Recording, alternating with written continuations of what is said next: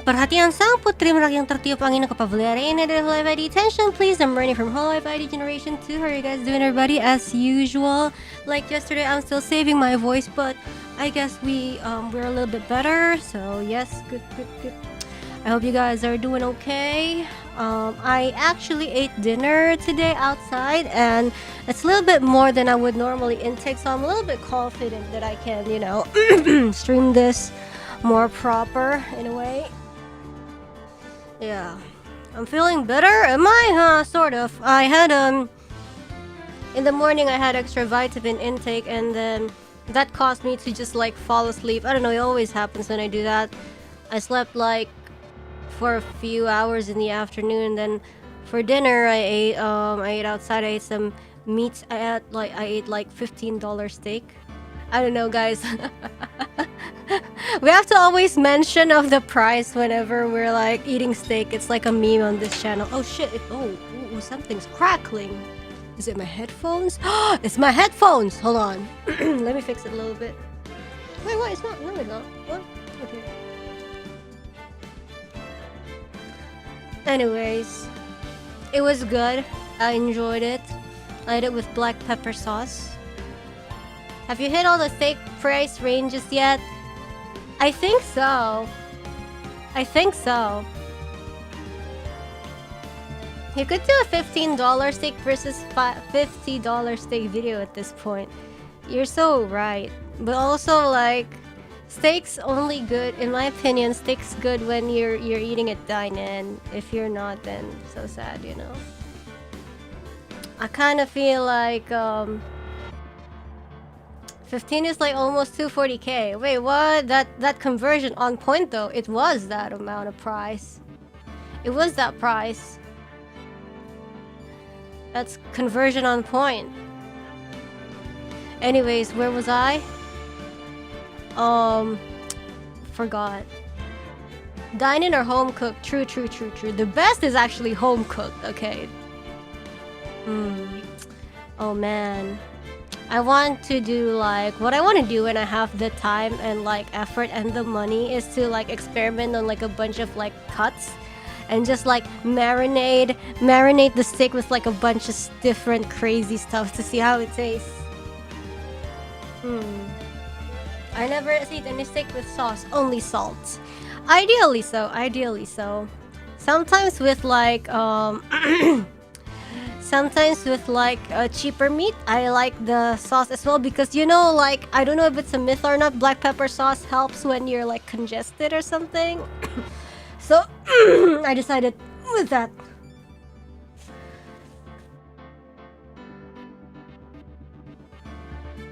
Wait, what? What? Spicy food can help clear your sinuses, but they don't make my throat better because I have homework. So I have to, you know, is the next best thing. What do I have, you know? Yes. Ooh. But yeah. I saw, apa ya? Ada orang bikin steak, terus tenderize. They tenderize the meat with different things like pineapple and like, I don't know, just different things to prove which tenderizer is the best. Kinda like Guga Foods. Yeah, that's what I had in mind. I love watching that channel. Like, they got the control steak and then they got the steak marinated with so-and-so. Steak marinated with so-and-so. It's fun to watch. And also like this guy making homemade spam and stuff like that. It's really fun to watch. I enjoy watching those. Yes. Ada rencana stream potret. Penasaran sih, cuma nyiapinnya puyeng. Sebenarnya nggak puyeng juga sih. Cuma Rene juga lagi pilek soalnya kan. Jadi cuma bisa main-main game-game aja. Belum siap nyiap bahan. Tapi pengen mencoba aku. Will there be SC or recap before starting? That's a very good question. Very good question. We can read SC actually now. We can read SC now too. Hopefully you guys' super chats are useful in terms of the plot. Because if not, I'll have to explain again. You feeling better? In a way, yeah. I hate why my mucus color, it's okay, nobody asked. But I don't know, guys, my mucus color changed. It was mucus color was clear. But see, people say like if your mucus color is clear, that means you're not sick. But I was definitely sick. It was clear, but it's not encher, you know, they have consistency, you know. But now my mucus color changed to more cloudy color, not clear anymore. Huh? When green, you're about to be healed. Eh? Green? What is the price of your mucus? $1,000 per tissue.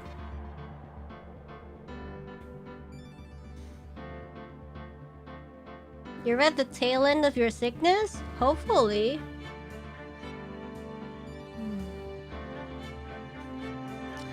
Okay, we'll read super chat. I've never really had green mucus. I think it's because my mucus is holy color, just like it reflects the mental and heart of the person who has the sickness. Wasn't it 500 a few days ago? Well, it's market price, you know, inflation. You know, if you guys don't know what inflation is, you know, especially in VTubers, just look, Google VTuber inflation in Google and then you will know. Anyway, super chat. We have Darth Pika. Welcome back, Reine. Glad your condition already getting better. Stronger, Reine. Ikuzo. We have Sloth of Shadows. Thank you so much for Akaspa. Hoping Runny Nose has left the witness stand for good and you're feeling better. Well, technically it's not Runny, but it's there. But just in case, here's some cherry flavored cough soup. Nice. Cherry flavored cough syrup flavored.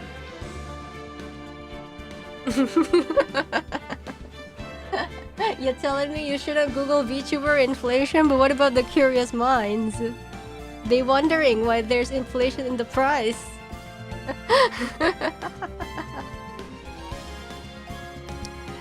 We have Rosenia. She may be coughing, but he in the coffin. Her nose may be runny, but if you think that's funny, you better get prayers to God in, cause this cold ain't gonna be the only thing you'll be coughing. Nice.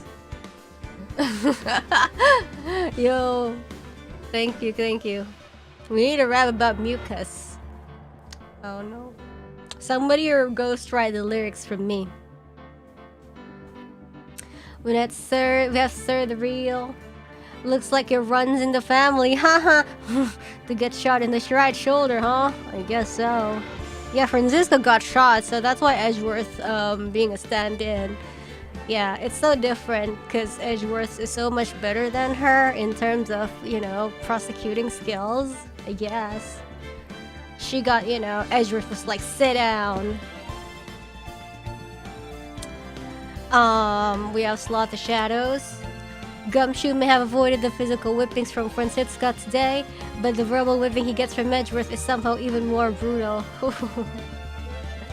He was like, there's no one in the police force stupid enough to not know the difference between so and so, and he's like, oh. But sir, oh. Well, Sloth the Shadows. Edgeworth wants to thoroughly crush Phoenix so that he will turn back to him in his despair and fall in love again with his prosecutorial powers. He's so determined he will even injure Old Back to win Phoenix back. Okay.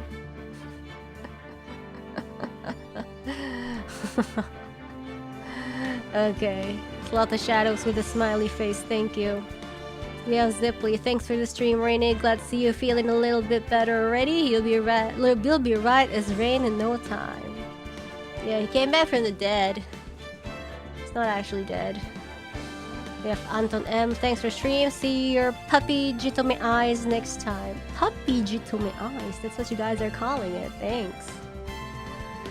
Alright, and so for for the trial, we kind of established the fact that somebody was wearing the Nickel Samurai costume when leaving Kurita's room. That's the victim, by the way. And it couldn't be our defendant because the hakama, I don't know, the pants part was too short, too long for them, I mean. So they have to jinjit, you know. And so we kind of proposing that we should switch the suspicion to Adrian Andrews, who is the girl basically the manager of the victim, who also had a dependency relation with the victim's manager. I mean ex-manager. She was ex-manager because she committed suicide, but the problem is her suicide note was gone, so I have a feeling that her motive was to find out the truth or whatever. But anyways, she is now in the witness stand, but the problem is, you know, Phoenix was like, wait, if we call a subpoena for her, then we can't we can't have the trial done today. And then even though the kidnapper, by the way, who kidnapped Maya, sorry I didn't mention that earlier, Maya was kidnapped, said to get a verdict within today, and that Edgeworth was there to save the day. It was like, ha ha ha ha, we are so prepared because we got Adrian Andrews as our next witness. Let's go, right? Hee hee ha ha hoo ha ha ha ha. Anyways, let's go, guys. Right, and then and then she was about to testify about what? I don't know. Strap in, we're going for a ride. Let's go. It was time for the show to start, so I want to get Matt from his room.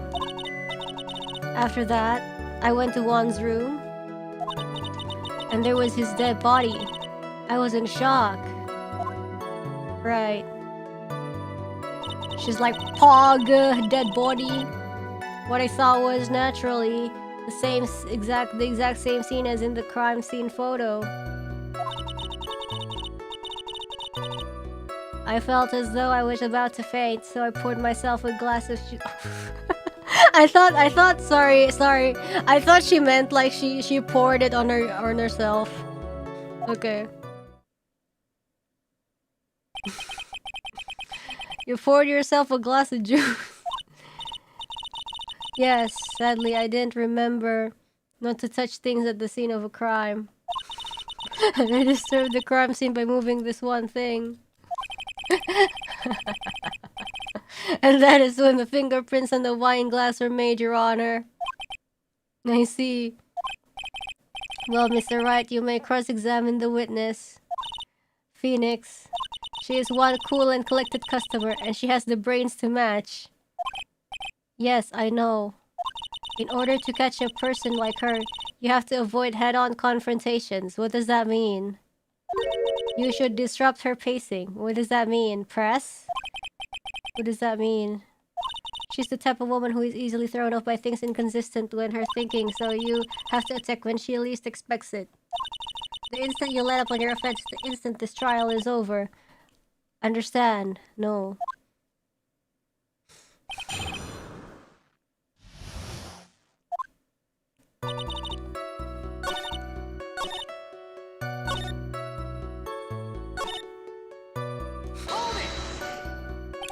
Juice!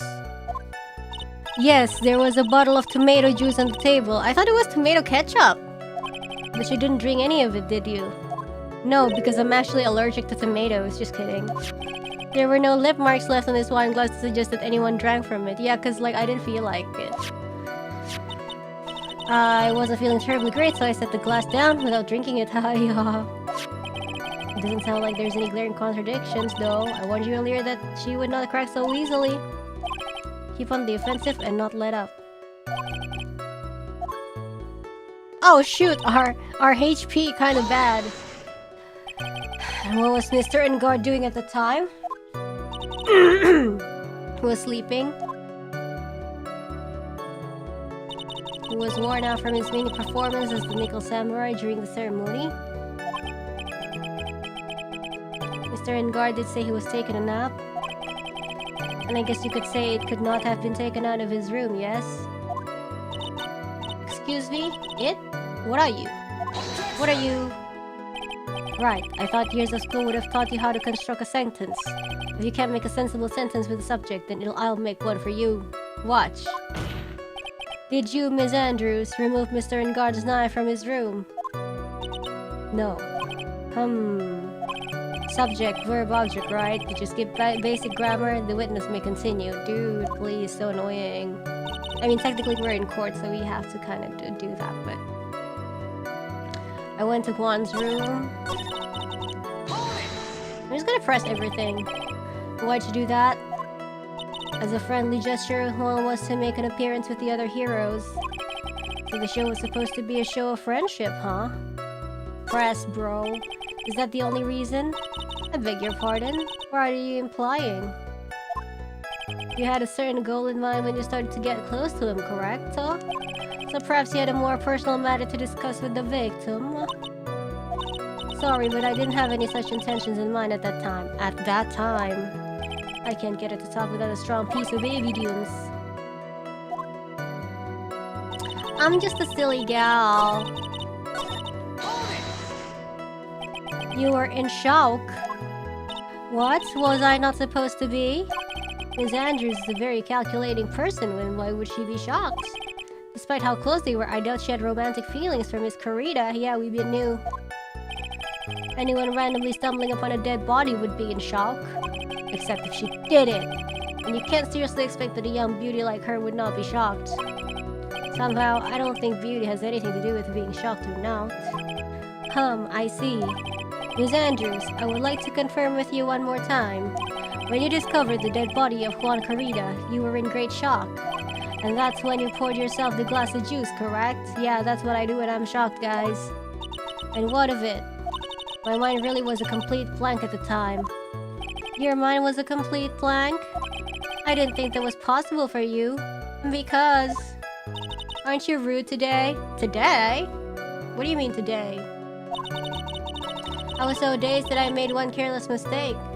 That one thing. What one thing? Never mind. It's no big deal. What was she starting to say just now? Press further. Miss Andrews. I'm convinced that, as you said, you made a mistake at the scene of the crime. What I really want to know is what this mistake was. You spilled the stupid thingy. I'm sorry. When I set the glass down the dresser, it tumpa. I accidentally knocked the flower vase over. Yeah, and then it basa. I know where this is going. She peed on the flower vase. Are you talking about the one on the floor in the crime photo? This mess of glass shards? It was originally on top of the dresser. But when I bumped into it with my elbow, sure, your elbow, it fell onto the guitar case. Why did you withhold such an important piece of information?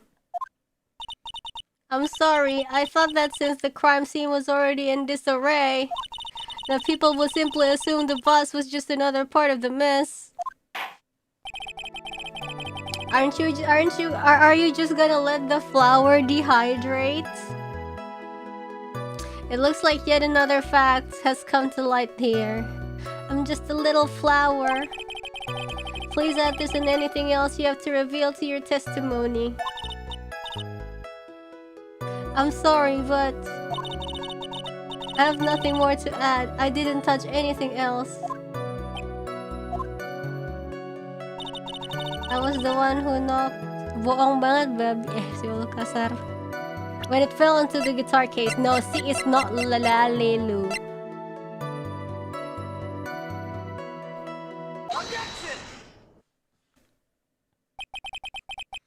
You testified that you knocked this flower over. Is this correct? She also wet the guitar case. Niprat. Are you sure it fell into the guitar case? Is there some problem with what I said?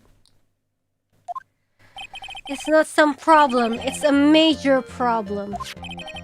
It's true that the top of the guitar case was wet with water. Aduh, why so hot? Why the AC? Hold on. She's just excited. That's exactly what is so strange. Ms. Andrews, you testified that the vase fell into the guitar case. However, if that was true, the case should have gotten wet on the inside, not the outside. That's very true. Furthermore, there is one other strange thing about this guitar case. And what is that? Let's take another look at the crime scene photo. The remains of the vase are scattered on the floor. And what is wrong with that? If the guitar case was open when the vase fell, the glass shard should be inside, not outside the case. OMG, so true. Ah! What is your point, right? That the case was closed, haha, case closed, at the time of the vase was knocked over? Yeah, that was kind of my point. Is that all? No, it was like the guitar is stolen or whatever. She said that other than the vase, she didn't touch anything else. Yes, that's right.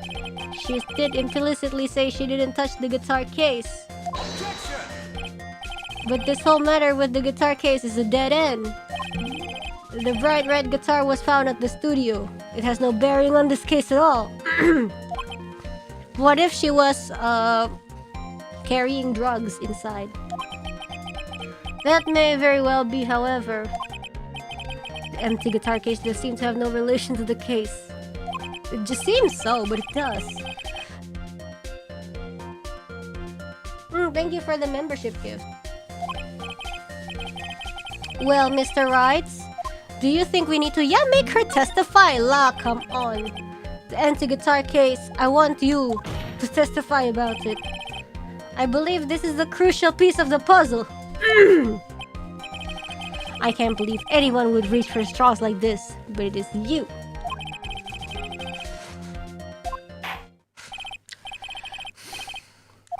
Ms. Andrews, please testify to the court the guitar case. Yes, Your Honor. Okay, what's this? I don't remember too clearly because I was a bit dazed. I suppose I must have opened the guitar case after I knocked the vase over. It's not a big deal though, right? The case was empty after all. As for why I opened the case, even I don't know. It's like, I don't know, I know rain.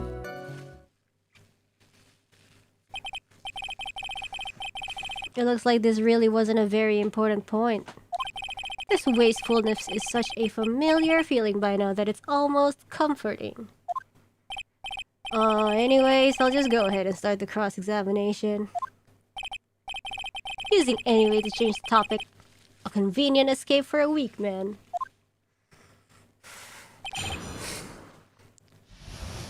Adrian's like, teehee, I'm silly. Iya, lagi pilek keren ya.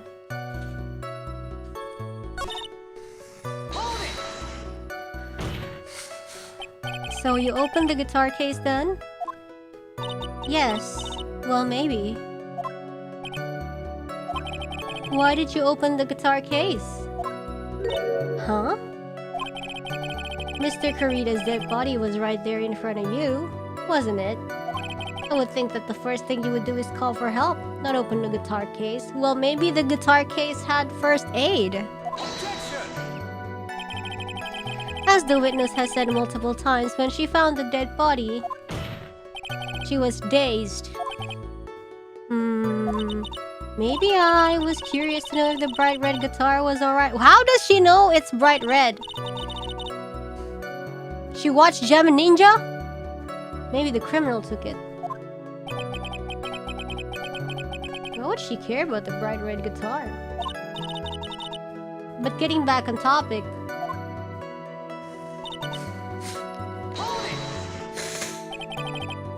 Was it really empty? I was just wondering if maybe when you opened the case, the guitar was still inside. How long have you been a lawyer, Mr. Wright? Have a little professionalism. If she's the manager of Nickel Samurai, why is she watching Jammin' Ninja? Traitor, I say. The bright red guitar was found at the studio. These trials would be over in half the time if you would just pay attention. Yes, pay more attention, Mr. Wright. Sorry. She's like, I don't know, why'd I open the case? Was that because you were shocked and dazed at discovering the victim's body? Yeah, that's probably it.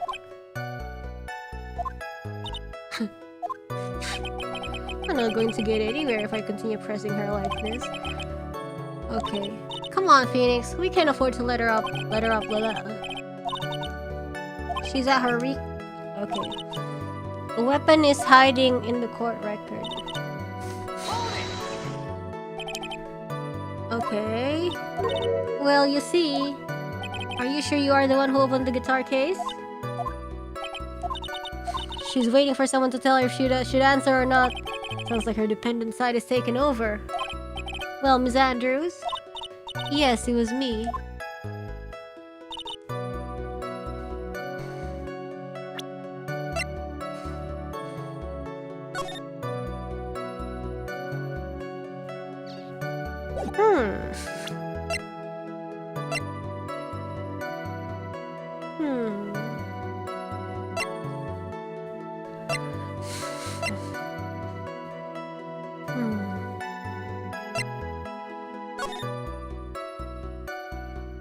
Yeah, that's a tomato juice.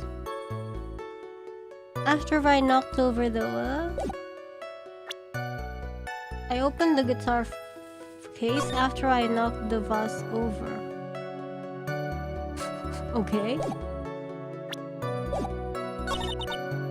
The case was empty after all.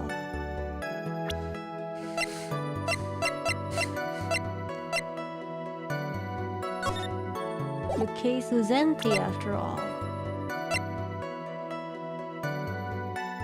Oh! Bears Corrida's fingerprints.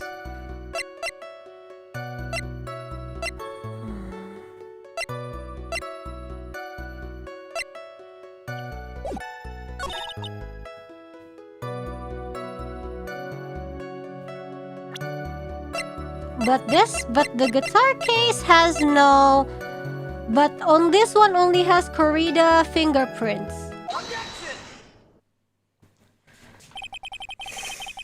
There is no way you are the one who opened the guitar case. Why would you say that?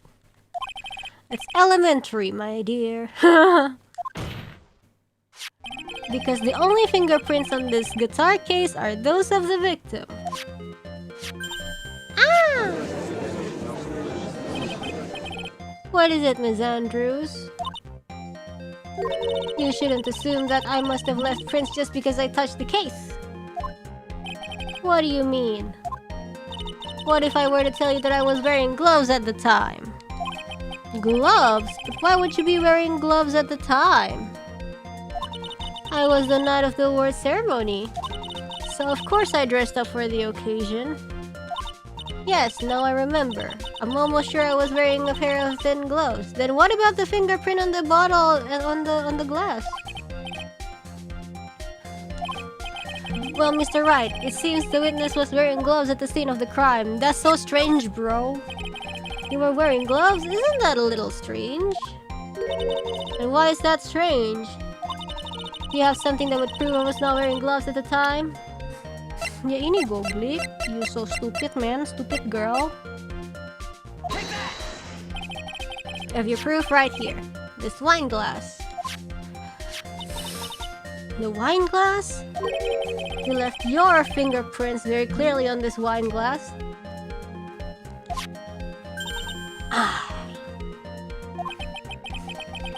Even if you took your gloves off and you poured yourself this glass of juice, wouldn't you think it was just a little strange? That you put your gloves back on just to open the guitar case?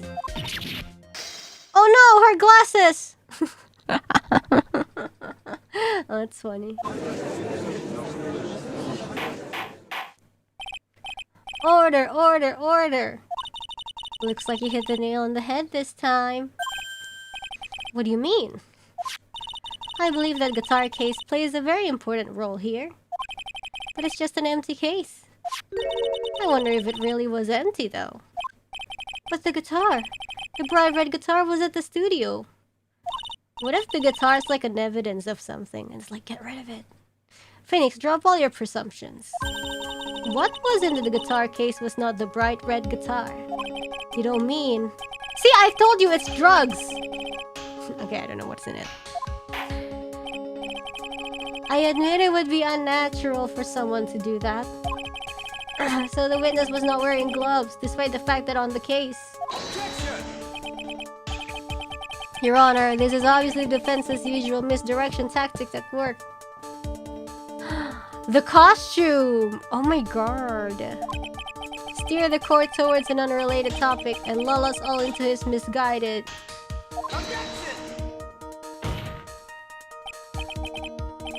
No, Your Honor, please recall that Ms. Andrews has testified that the vase fell onto the guitar case. Which means that the case was closed when the crime took place. However, it is wide open at this photo of the crime scene. What if tomato juice was in it? I am sure this guitar case has some relation to the murder. If you are so sure, then I'm sure you can somehow substantiate your outrageous claim, correct? Please, enlighten us as to why that guitar case has anything at all to do with this murder. Can you do that? Of course! Let's suppose for a second that the bright red guitar was not the only thing that could have been in the case. The bright red guitar not being the only thing? You don't mean to suggest that a bright black guitar was... So, you intend to push your theory that the case was not empty. Is that it, right? I wouldn't say something I didn't intend to prove. Deflate that head of yours, you haven't proven anything yet. Now then, let's have it. What was inside this case? What do you mean? What do you mean? It's not this one. This one was what Lotta stole.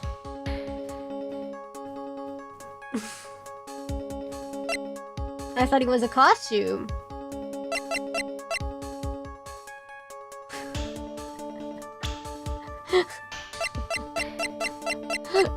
It was Adrian Andrews.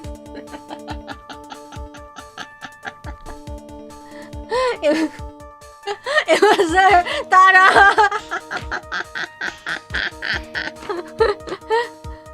And it's like, oh.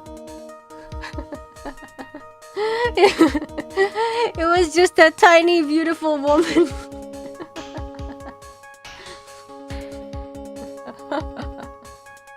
It was the corpse of Celestine Pax. Yeah, like, I don't know. Like, I think a guitar would fit a guitar case would fit an older woman.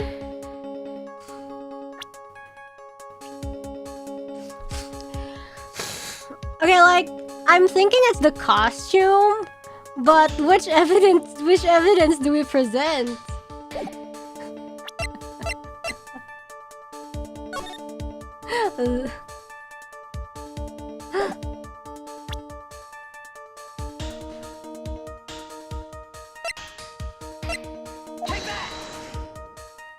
okay, it works. This works. This is a photograph. Yes, but what is important is what is in that picture, Your Honor. In this picture, it doesn't take a genius to see what I mean. What I'm proposing is... inside the guitar case was the Nickel Samurai, the hero's very own costume. What?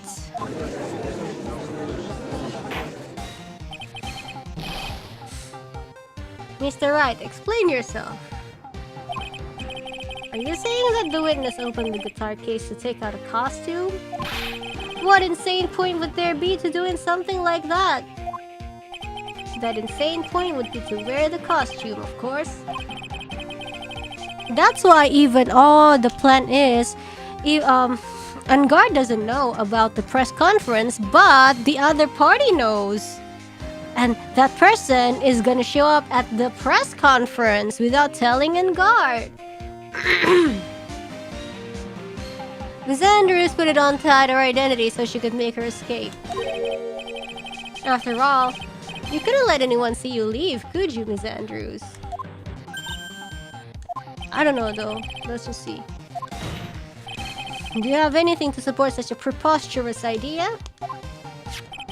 Just outside the door was an investigative photographer who was starving for a big scoop. And in the end, she managed to get the shot, correct?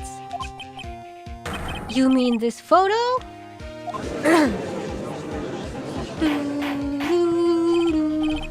Order! Order!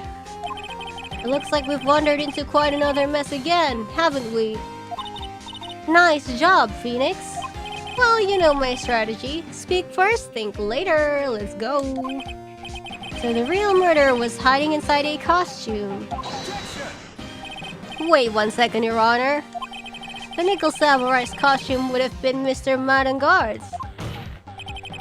Why would something of the defendant be in the victim's room? And inside the guitar case, of all places. True, this is a little baffling. Mr. Wright, that court would like to hear your thoughts.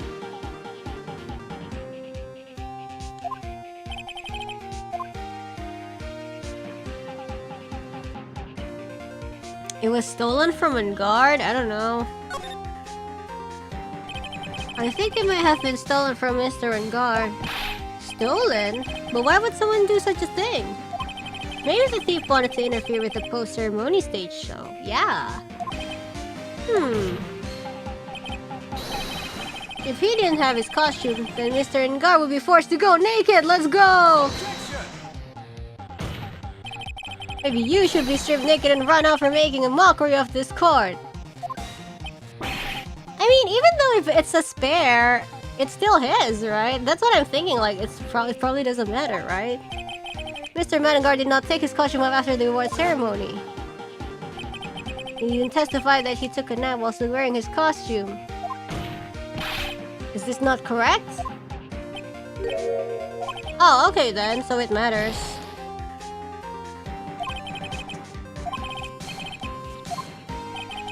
I thought it didn't matter.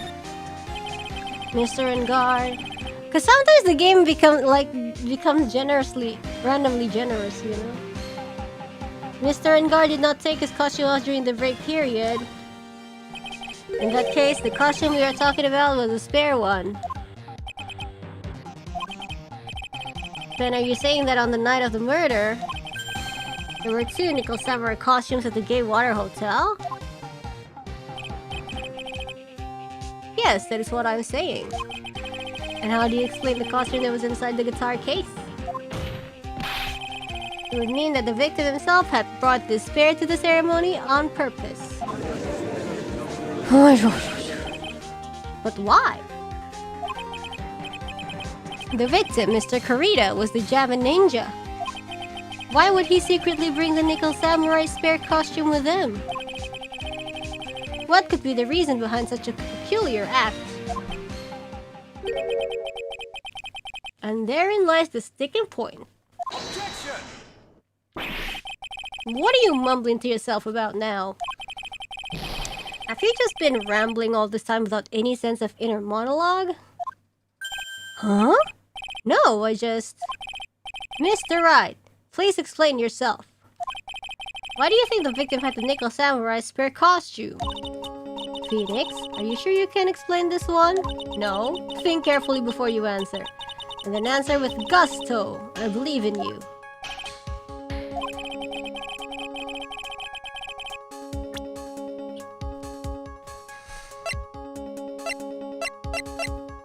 This!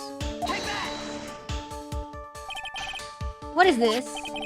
On the night of the murder, after the stage show, the Nickel Samurai was going to hold a special press conference. A press conference? Yes, the Nickel Samurai was supposed to confess something at this conference. I heard about this as well. For once, you're not making something up, right? But what struck me as strange was that Mr. Engard himself said he had no idea he was supposed to be holding a press conference that night. But how can that be? The way I see it, that can mean only one thing. The conference was set up by none other than the victim, Mr. Juan Corrida himself. The victim? Yes. The spare Nickel Samurai costume was prepared for that very conference. Mr. Corrida was going to hold the press conference as the Nickel Samurai. What? What's going on? He was going to dress up as the Nickel Samurai and hold a conference? But why would the victim do such a thing? That's something I don't quite know yet, however. What I'm concerned with right now is what he intended to reveal at that conference. What is it? The Nickel Samurai was going to confess something. And by confess, I'd wager he was going to reveal something about himself. What? Which means that Juan Corrida, posing as the Nickel Samurai, was going to speak about Matt and Guard. Huh? I guess that is what it would mean. But if that's the case, that's not a confession. That's public disclosure.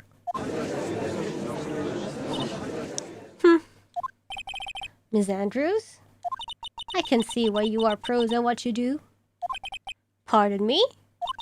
Yes, just as you say, the press conference was set up by Juan. The Juan and only. Ms. Andrews, please offer us an explanation for this. I was the one he asked to help set it up. And the person who prepared the second costume for him? That was also me. You? Juan had bet everything on the Jammin' Ninja this year. And if he lost the Grand Prix, he was going to make sure Matt was going down with him. That's what he thought anyway. He was going to ruin him, huh? It looked like somehow Juan had in his hands a secret so powerful that it would destroy Matt's acting career had it been revealed. What? Yo, her pants same color scheme as me. And do you know what the secret of Mr. Engard's is, Miss Andrews? That's something only Juan knew. I don't know what it is. I see. I've probably been coming off quite suspicious to everyone, but that's to be expected. I've been trying to protect Matt after all. Yeah, you dirty... Protect Mr. Engard? And yet again, another strange bit of truth comes to light, it seems. Ms. Andrews, if you could, please tell us the truth about your behavior. Yes, Your Honor, I understand.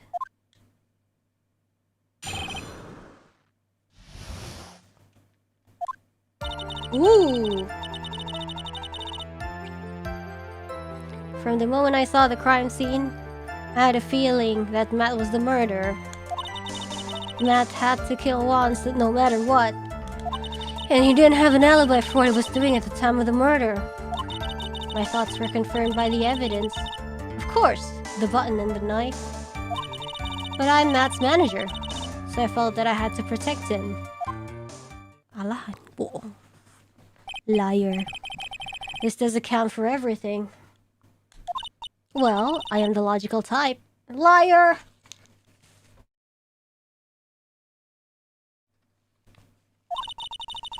Her finally seeing her true self. She's more nervous than a scared rabbit. If the defense can find no fault with his testimony, I'm ready to make a ruling.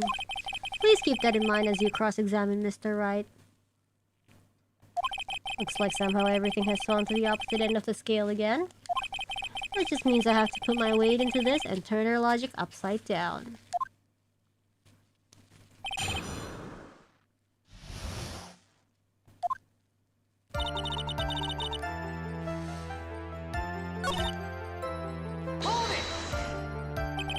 So we just say this need came from the press conference? Yes. Do you know why Juan chose that event and that hotel for the conference? Because that was when it could cause the most damage to the public's beloved Mountain Guard. And you knew of this plan, didn't you, Ms. Andrews? Yes, because I was the one who set up the conference and prepared the costume. But I'm sure Mr. Engard himself didn't know anything about the press conference. Oh, really? Can you show me any proof that he didn't know about the press conference? Anyways, the important thing here is that this information was not in your testimony. Yes, I agree. Ms. Andrews, please correct your testimony, if you please. Grasping at straws now, are we, Mr. Wright?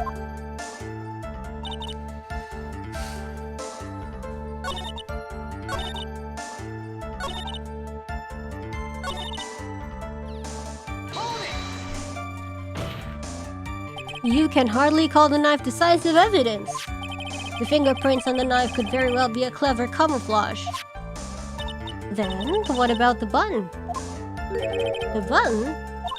It's clear from the crime scene that the victim and his murderer fought.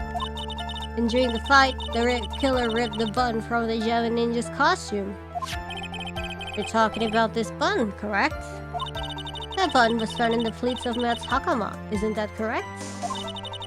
Egg, the bloody egg. I would think that makes it very decisive evidence. Looks like you were outfoxed again, Mr. Wright. Anyways, the knife doesn't prove a thing. Please fix your testimony. I can't stand the sight of a man who can't gracefully accept his defeat. Thank goodness Mia can still look at me with an icy stare, yes. Okay, add this info to your testimony.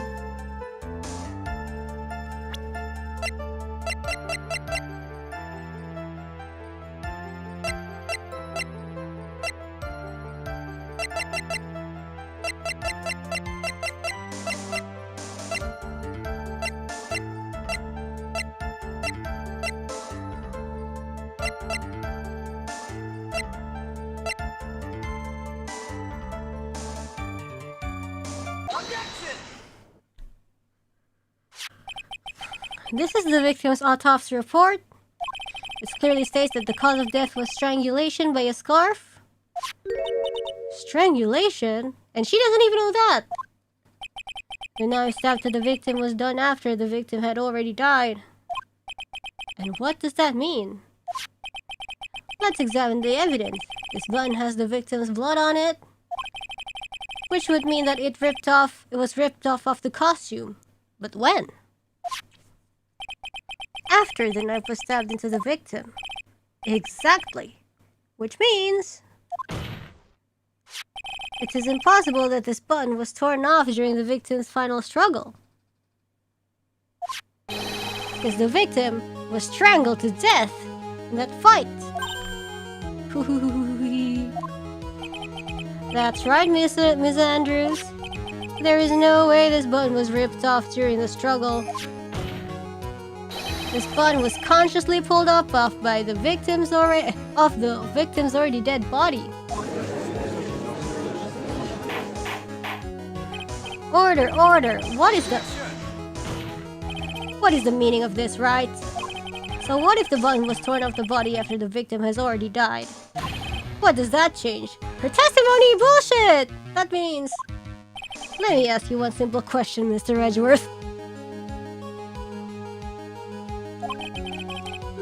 Why was the button torn off? What purpose did that serve? To frame him, duh. We now know this button was not torn off during the fight. So the murderer took the time and effort to purposely rip this from the victim's body. That would mean that the murderer had something in mind, wouldn't it?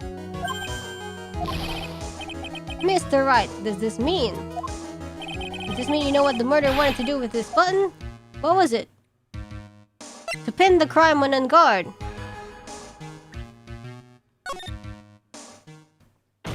For a memento, guys.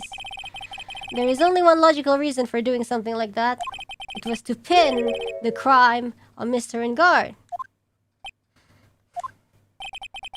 There is no way anyone would put a bloodied button in their own pants. That's right, Mr. Guard was set up. By the real killer, of course. And the real murder is? Well, Mr. Wright, who in the world is the real killer then? I don't know, bro. I can't believe I managed to bring this trial all the way up to this point. I'm not required to say this. Phoenix, you can't let your guard down yet. Not until the very end.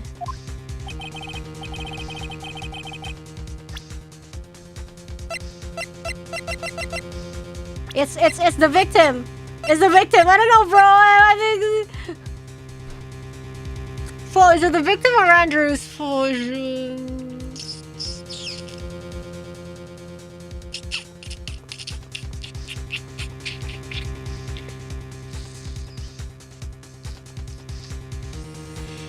Yeah, he's young. He's only 21.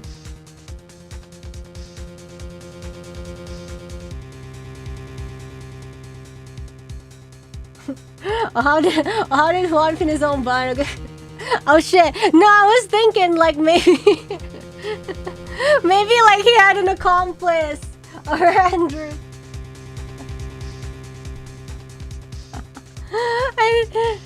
No, I mean like I can't save bros. Okay, whatever. Let's choose Andrews. Right, sorry. No, I thought like maybe they're like together, you know, or whatever. Miss Adrian Andrews.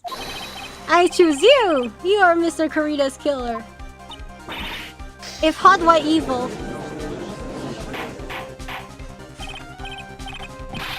Order, order, order! This is a very grave matter. Do you have any evidence that supports your charge? Any evidence? All of the evidence points to Miss Andrews. Sheesh! How preposterous! You can't stick any of that on me. Huh? I can I? Would you care to test me?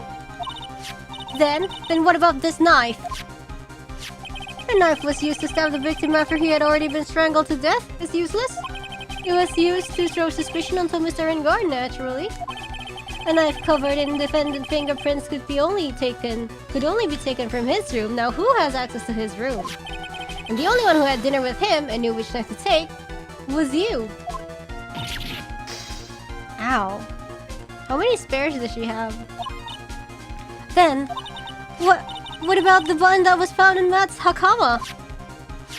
This button was removed from the victim's body after he had already died. Sorry guys, that's why I can't be on. Sorry. The only people who could have done so were the person who found his body or the killer. However, if Mr. Ngard was the real killer, there is no way he would have put such incriminating evidence in his own hakama. Ugh. The only person who could have put this button into Mr. Ngard's hakama is the person who went to wake him from his nap.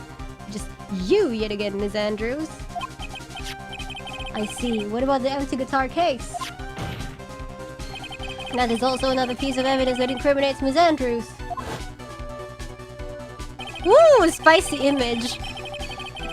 Why is she looking? Why is she wearing, you know, like with posing, like, you know? The costume was used to hide the real killer's identity as they fled the crime scene. Why is she putting it on all spicy, you know? Now, who could have known that there was just such a cost?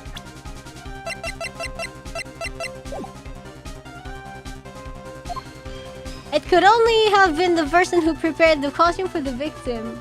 Damn, spicy. Look at that. Yeah, she's just naturally spicy, I think. And that person is you, Miss Adrian Andrews.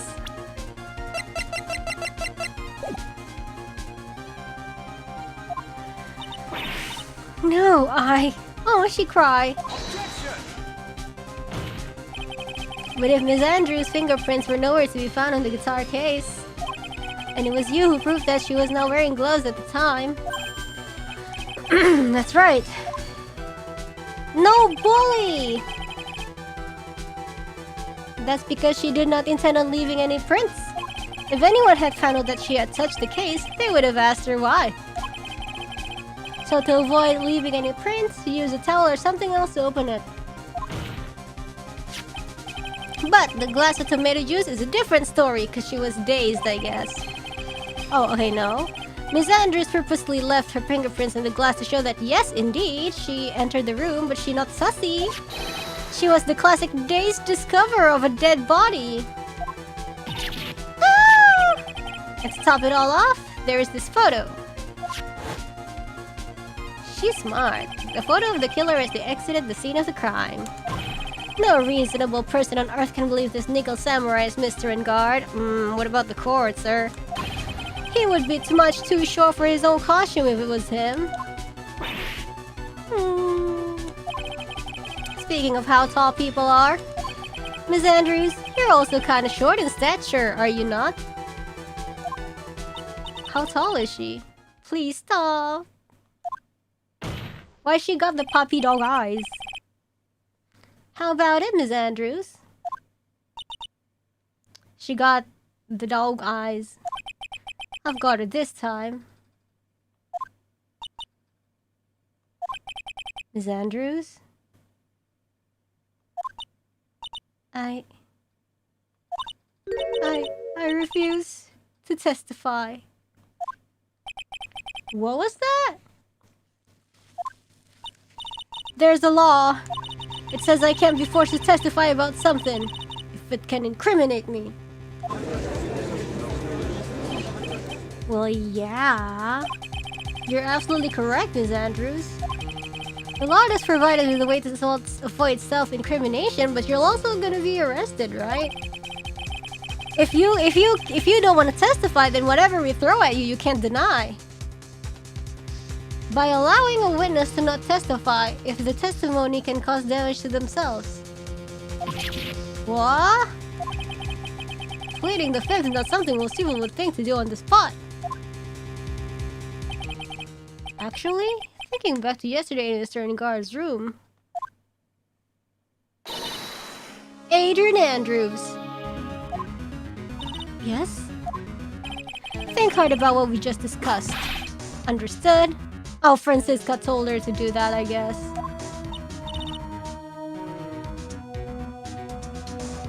Alright.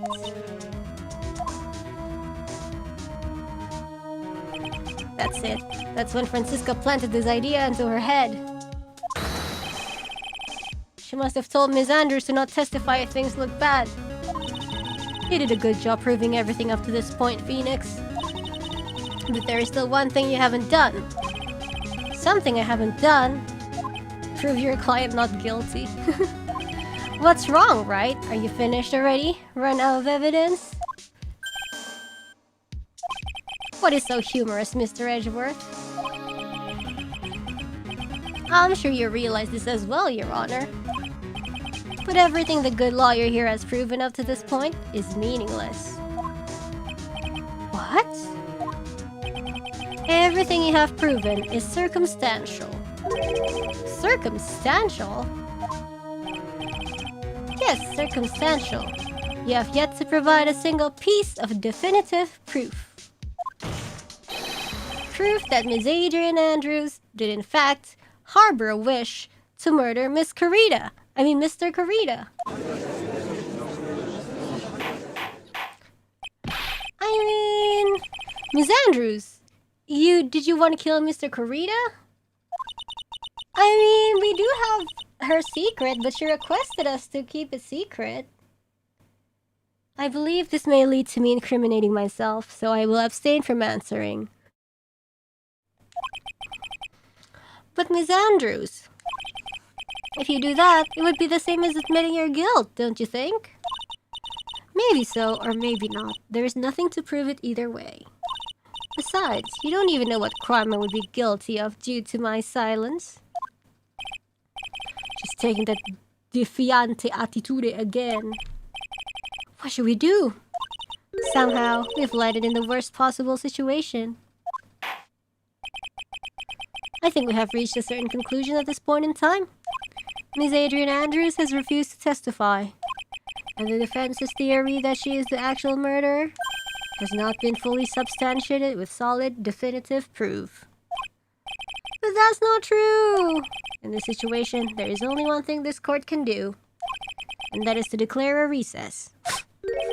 Recess? I request that both the prosecution and the defense look further into this matter, and that tomorrow's trial... Tomorrow? No, not tomorrow! We don't have a tomorrow! If we don't get a not guilty verdict today, then... Please wait, Your Honor. That's not necessary. The trial... Please continue the trial. What are you sweating for? Your client is getting one more day to live, isn't he? That's not it. This isn't about that. Edgeworth, I know you know who the real killer is. Please, let the trial continue. If I don't get the verdict, then Maya... Yeah, nobody knows about the kidnapping thing for now. But it's impossible to continue as long as the witness refuses to testify. Now then, this court is... It is not impossible for this trial to continue. Oh, Edgeworth saving the day. Mr. Edgeworth, what are you?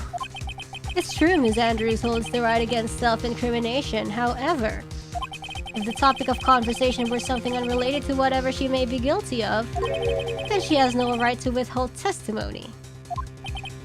Yes, that is very true, but... Actually, there is one little thing I'm curious about. Ms. Andrews? When you found the victim's dead body, you poured yourself a glass of juice. Yes, and? I can't help but think how unnatural that is. I guess. Usually when one finds a body, they're shaken up, not stirring a glass of juice. So my actions were unusual? But I've already... Before you speak, I want to state that if you have a reason behind your actions, I would like you to testify to that effect. Testify? Your Honor, I would like to request that the witness testify again as to what happened when she first discovered the victim's body. Whatever you find out in this testimony should in no way implicate the witness. I don't know what it is about Edgeworth today, but I can't get a good read off of him. Is he friend or foe? I just don't know. He just wants to find the truth. The court acknowledges the prosecution's request. Ms. Andrews, if you please.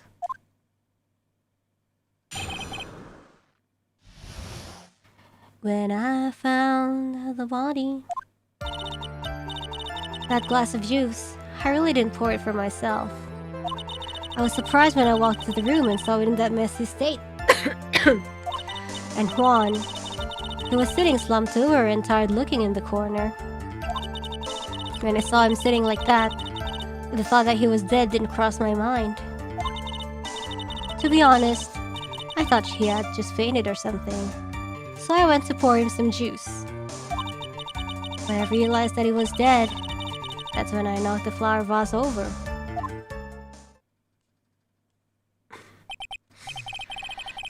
So you poured that glass of juice for the victim.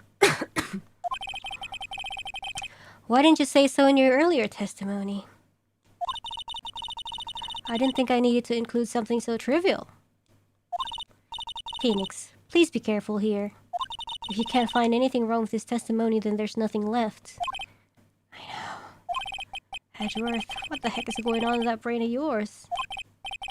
Now then, Mr. Wright, you may begin your cross-examination.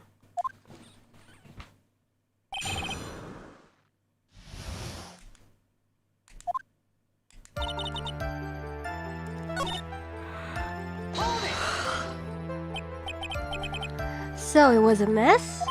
Are you sure it wasn't messy because of your fight with Mr. Kurita? I understand your frustrations at not being able to prove your theory, however. Before you go accusing people of crimes, go find yourself some evidence. And then, what did you see next, witness? And Juan, he was sitting slumped over and tired looking in the corner. When I saw him still sitting like that, the thought that he was dead didn't cross my mind. Then what did cross your mind? I thought maybe he had smashed everything up in anger because he lost the Grand Prix.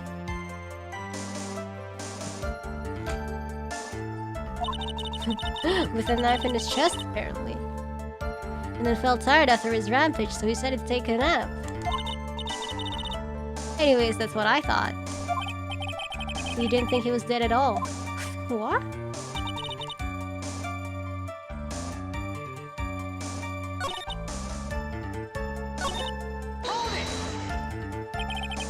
You thought he fainted?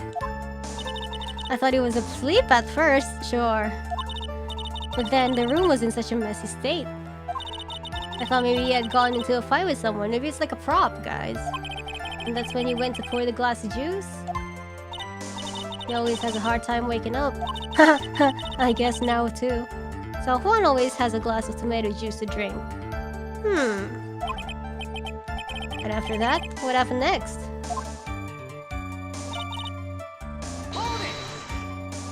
And how did you come to realize that he was in fact dead? I shook him over and over, but I never got a response. So I set the glass down on the dresser and tried to take his pulse. I was shocked and staggered backward and knocked the flower vase over, so that's what happened. This is the absolute end for both sides, and Adrian is letting her guard down. Phoenix, now is our best chance yet to kill the prosecution's case. Isn't that a bit harsh? Miss Andrews, will you tell us the truth this time?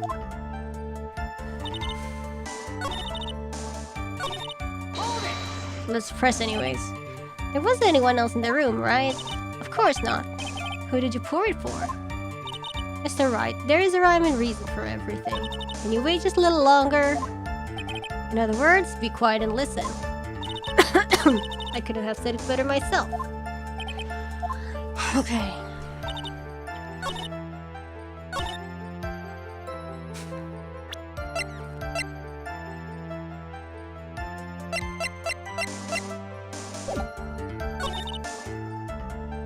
Which one?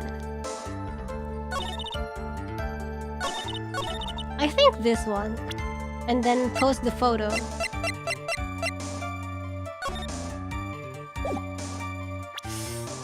Okay. So you honestly didn't think he was dead when you found him? No, not at all. Even though this is what you saw when you discovered the body.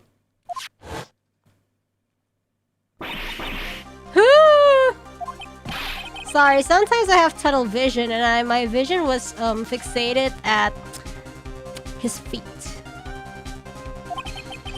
Isn't it obvious, Your Honor? There's a knife sticking straight out of Mr. Kurita's chest. Anyone who saw this scene would have immediately thought that here was a dead man.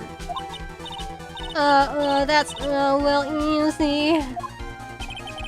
I doubt a single person in the world would mistake this for someone who fainted, and then so nonchalantly go pour something to drink. Your point is? Ms. Andrews, your testimony just now, it was all one giant lie. And your lie has proven one thing very clearly, that you are the real killer. No.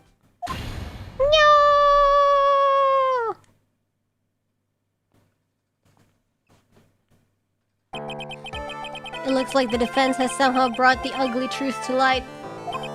The defendant, Mr. Mattengard, is not guilty after all. But that's impossible. You're wrong. Miss Andrews, try to have some composure. It wasn't me. It wasn't me, I tell you. It was Matt. I swear it. He's the one who killed Juan. But you were the one who refused to testify. And your reason for not doing so was that you might end up incriminating yourself. That's because... Miss Andrews, I will give you one last chance. What exactly are you hiding that may incriminate you? I refuse to testify.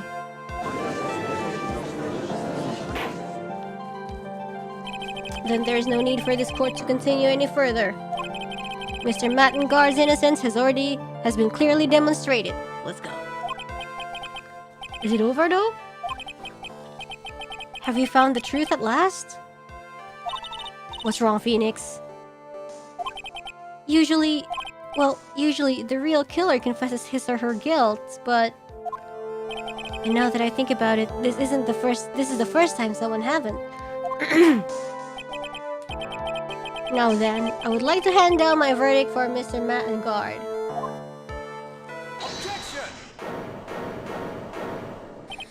Your Honor, the prosecution feels that it would be premature to pass down a verdict at this time. What? The reason is quite simple.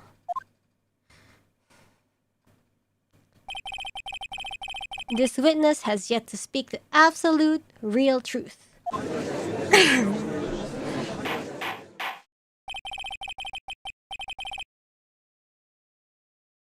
The absolute real truth? What are you?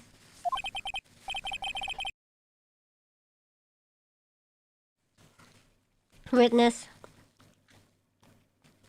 Don't you understand yet? I don't know who planted the silly idea in your head. But as long as you protect yourself through your silence, Mattengard will go free. And in his place, you will become the guilty party. That's a lie. I don't believe you. What? I was told if I spoke, then it would be all over. And Matt would never be declared guilty. What in the world is she talking about? Has she lost it? I can't speak about it. I'm too scared. It's Franziska von Karma. Huh? Don't you remember, Phoenix? Miss Andrews lives by gripping tightly onto the words of another. Yeah, so now she's like being dependent to Franziska. Because she doesn't have the strength to believe in herself. Then, right now, Miss Andrews is... Yesterday, she was tossed to lifesaver by Miss von Karma. Don't say a word, no matter what happens. If you do, Mattengard will be acquitted. Miss Andrews undyingly believes in these words right now, and is clinging on to them.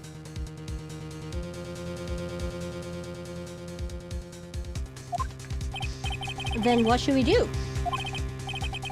This is the first time I've ever come across anything like this. But Miss Andrews has to be the killer, right? All we have to do now is get her not guilty. That is my only priority.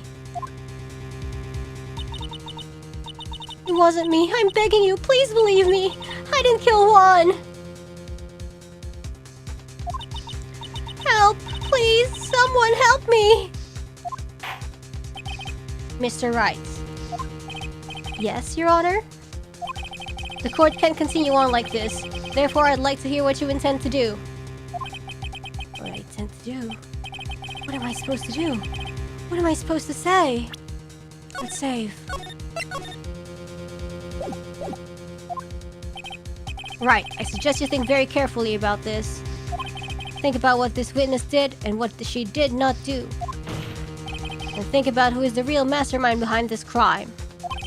who's the real mastermind. Isn't that obvious? There's no one else it could be except the one crying over there, right? Come now, what will you do? What kind of man are you, Mr. Phoenix Wright? Huh?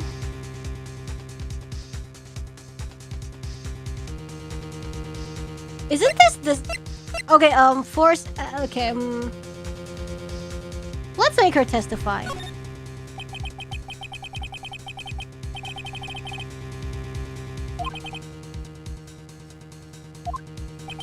I can't bring myself to do it like this, not when she's making a face like that.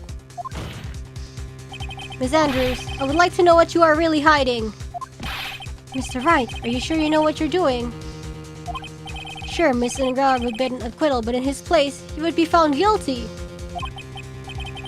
Is this how you really want this trial to end? Be quiet! How dare you! You're trying to trick me! I guess.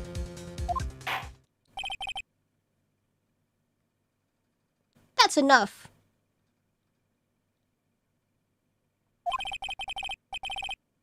I commend you for trying, Mr. Edgeworth. However, it is clear that the defense's theory is the truth. Huh? You're wrong.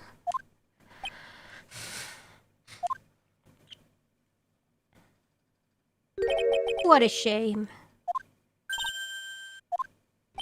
I had hoped things wouldn't come to this, however... What is it, Mr. Edgeworth? Whoa.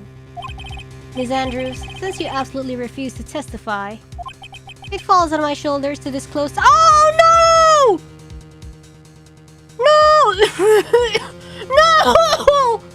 Don't do it! Stop! Mr. Edgeworth, this witness, how should I put this? She has an illness. Like me. What? And because of this illness... No! Don't do that! Well, I guess it was him, not us. She had tried to commit suicide in the past. Stop! Please stop! No matter how much you want to hide it, it's no use. I have the evidence right here.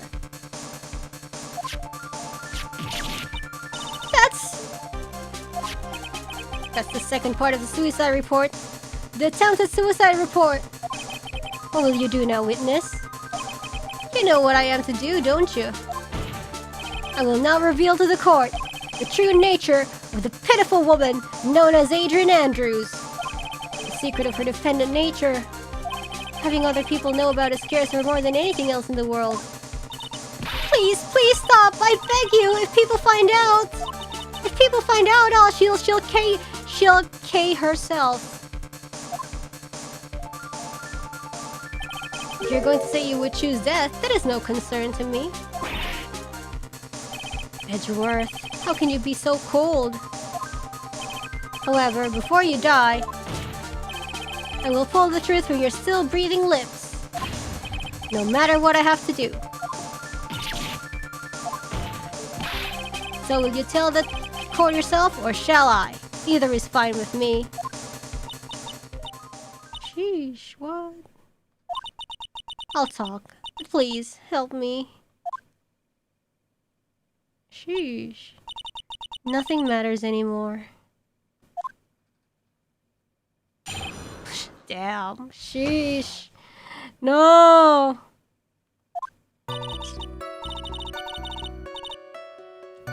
When I first saw him, I really thought he had fainted. Honest. When I realized he was dead, that's when I formulated my plan.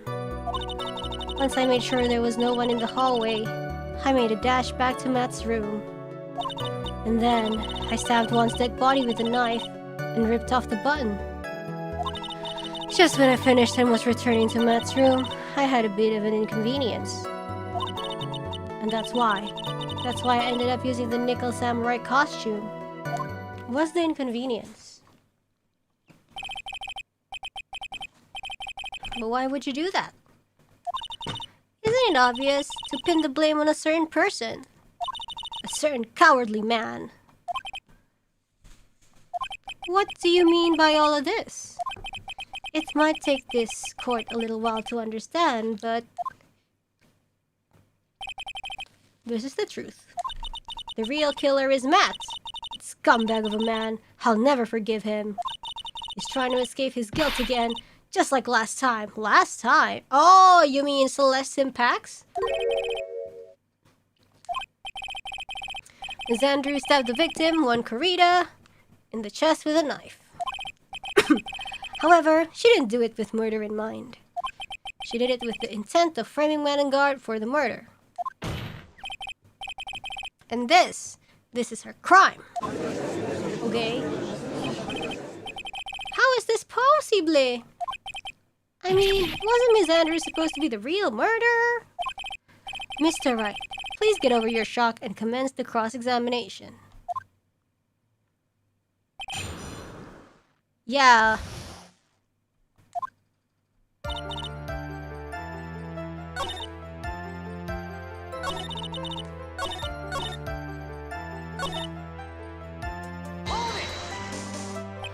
So you want to stab the victim with that knife? It gives me goosebumps to think about it now. What a horrible thing I did. But at the time, I couldn't control my own body. It moved on its own. Then, when I stabbed Juan's dead body, I suddenly realized something. If I used the button somehow, I could make Matt look even more suspect. So you thought to rip one of the buttons off and then plant it in Mr. Ingard's hakama. That's what I had planned to do. But things never go that smoothly, do they?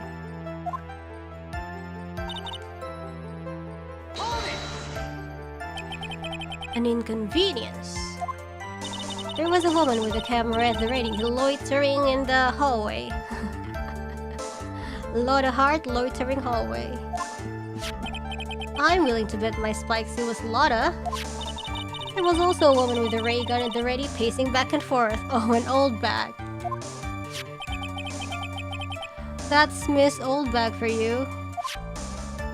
I had already been caught and made into a big scoop for a certain weekly tabloid once. So I could have very well go out looking like myself and get caught again.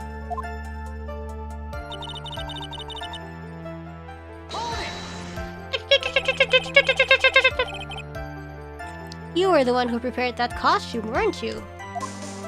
Yes, I took it from Global Studios. I also put it into Juan's guitar case the day before the award ceremony. Ah, that's why the guitar was in the studio, or whatever. You did this in preparation for the press conference, correct? Yes, Juan wanted to wear that costume and hold a press conference in it. He was going to disclose Matt's big secret there. And what is the secret? That, I don't know.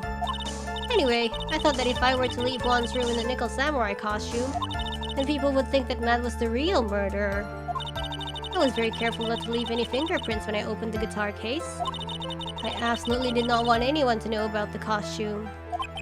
I don't want to concede, but this testimony, it rings of the truth. I'm sorry, Phoenix. No, please. We were both taken by surprise. Still, I'm sorry.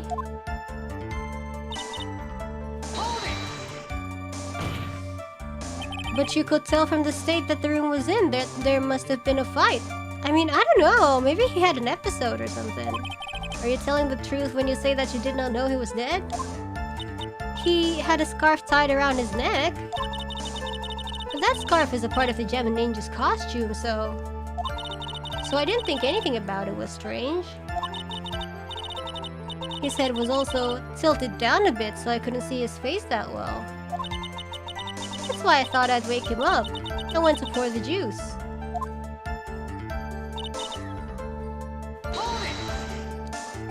What is this plan you had? I knew right away the murderer was Matt.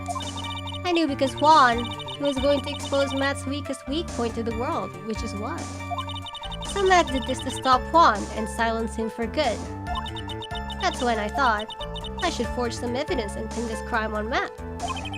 So the forged pieces of evidence were the knife and the button. The first thing that came to mind was to plant the knife.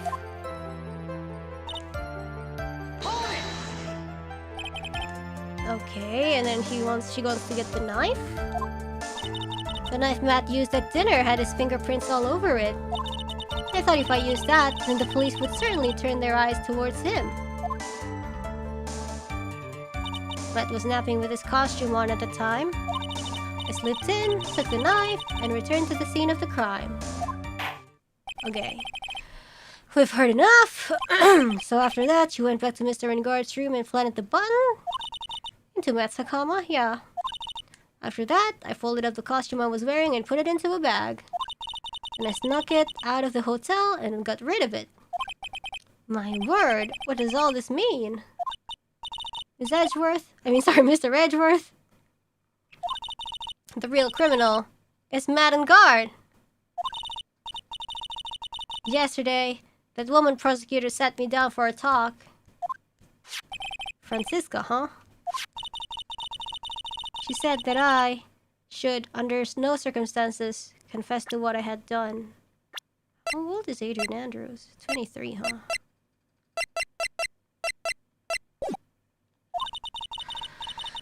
That if I just kept quiet, then Matt would be found guilty for sure.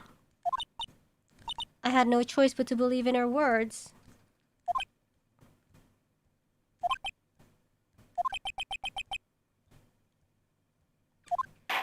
I thought she was at least like 25 plus or something. But 23 is okay as well. What this witness has done is clearly unlawful. However, as long as her testimony stands, we can be certain she is not the real killer. Wait, Your Honor. The defense still...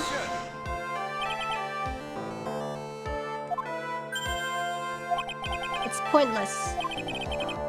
At this point in time, it is not possible to indict Ms. Andrews on anything. Yes, exactly. There isn't a single piece of evidence that points to her as the murderer.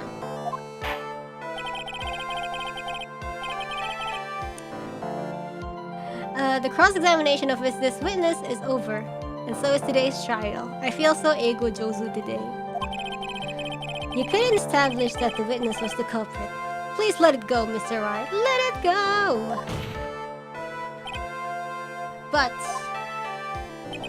Mr. Edgeworth, please place Ms. Andrews under arrest for further questioning. Ripperino Maya, hee. Understood, Your Honor. The prosecution will arrange for her detention immediately. That is all. Court is adjourned for today. Oh my god, the echo.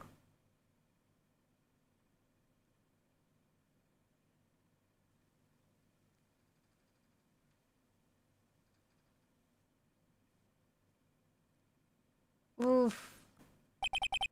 Today's trial. It's over. Rip Maya. And I didn't win an acquittal. Witness. Would you mind if I asked you something? Edgeworth? What is it? Before you leave court today, I wondered if I might look at one thing. The card that she's holding, probably. Hey! The card in your hand. It's had my interest for quite some time now. I can't believe Maya dies. What exactly is it? Oh, this? Mr. Wright also asked about this. Although I didn't remember at the time you asked me about it, Mr. Wright. I remember just now. I found this in the room on that day. It's the killer's message. The room? A conch.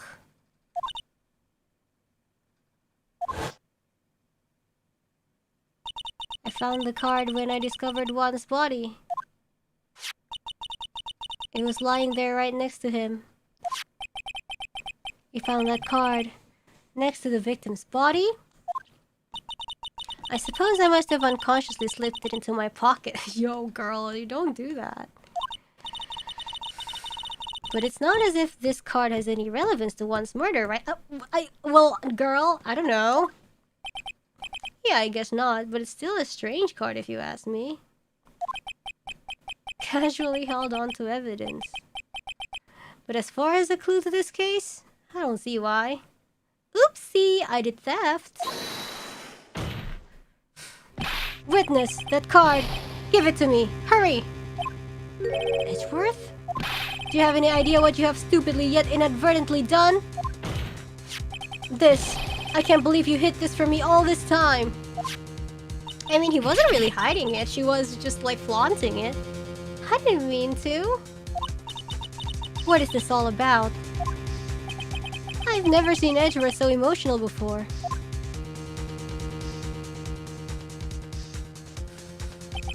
That card. What in the world is it?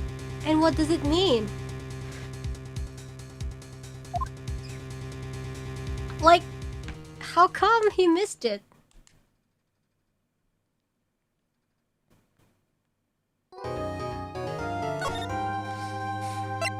Okay, let's continue.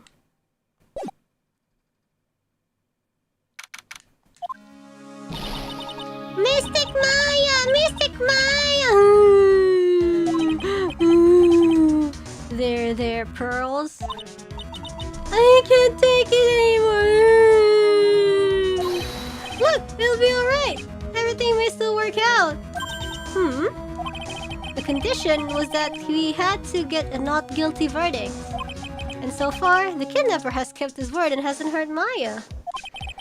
And he won't because Mr. Engard hasn't been given a guilty sentence yet.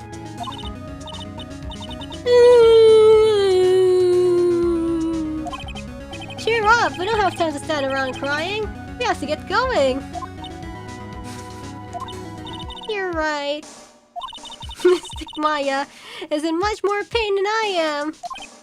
Yes, that's right, so... Hey, you guys! Glad I caught you, pal! Mr. Scruffy Detective! Oh boy, looks like Gumshoe. What's been done, Mr. Scruffy Detective in Pearl's book now? It's just plain old Mr. Dick Gumshoe now. And I came to talk to you, pal. Oh, did he get fired? We're kind of busy right now. Did he get fired? So what are you gonna do from now on? What do you mean, pal? Well, you've been fired, right? So, do you have a new job lined up yet? Oh, that, what am I supposed to do now, pal? I don't have anything coming in at all until my next payday. What are you talking about? You don't have another payday. I guess that means I'm just gonna have to work here at your place, pal. Really? Say what? I'll be searching for things that will prove Mr. Engard's innocence all day, right? Honestly, he will be useful though, because he got the detective knowledge. Well, yeah. So yeah, I'm gonna help you, pal. I've got lots of experience in investigating and watching other people's places. Over people's places. Okay, cool. And I'm great at making really simple meals, pal. I'll take care of it all. You can cook for us. Come on, Mr. Nick. Let's let Mr. Scruffy Detective take care of things.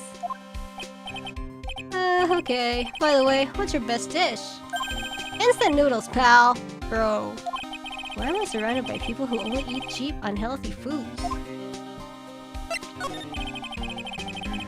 That was the first time I've ever seen Mr. Edgeworth act like that my blanket jato. Never thought he'd say something like that. He didn't care if Miss Andrews killed himself.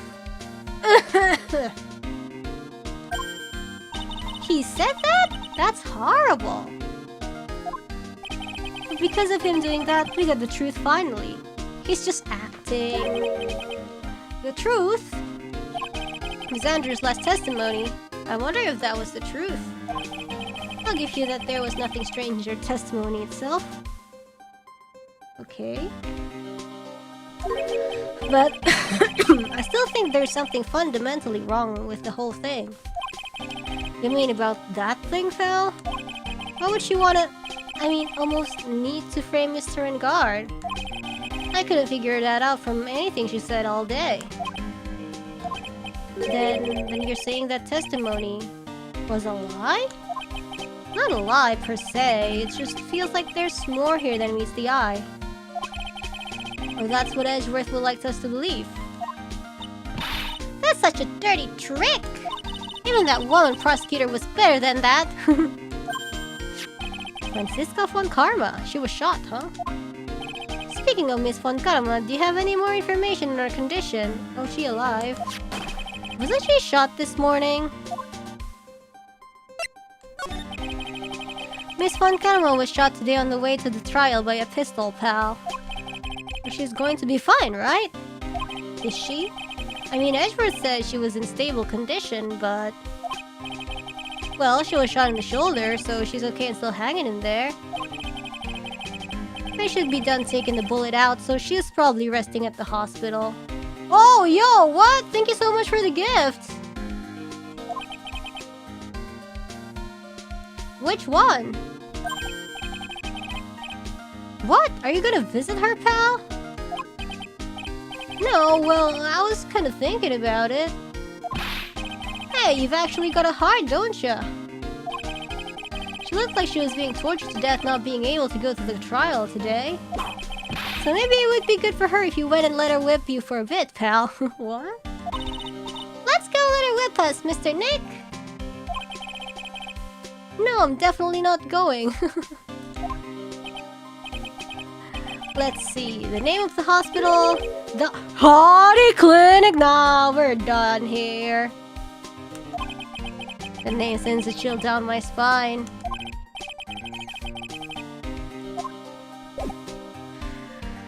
Oh no.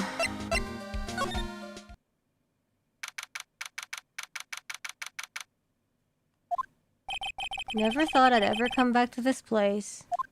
Oh, it's him again. Are you here to visit a patient? Hi. Wait a second, you're... Yes, I'm Director Hottie. Ho ho ho. Why are you still here? Oh, I remember his voice. Yes, what is it? Can I help you? You can tell me. Yes. Director Hottie! Edgeworth? Yes, I'm Director Hottie. Ho ho ho ho. Oh, you're the man from this morning. Yes, what is it? Director Franziska. How is Franziska von Karma? You don't need to worry. Yes, she's in good hands. Because you see, I'm personally taking care of him. Yes. Yes, and that thing, that surgery, it went well. You have my gratitude. It looks like Edgeworth doesn't know about this director and his secret. She looks so pitiful, absolutely terrified. Yes. But I understand, Yes, her opponent was a gun after all. And when I snuck up on a real secret like, she would scream really loud. Yes, yes. I see. But she's really cute too. When I do that, she'd whip me with her whip, Boy, did I cry like a baby? Yes, but I think I could get used to it.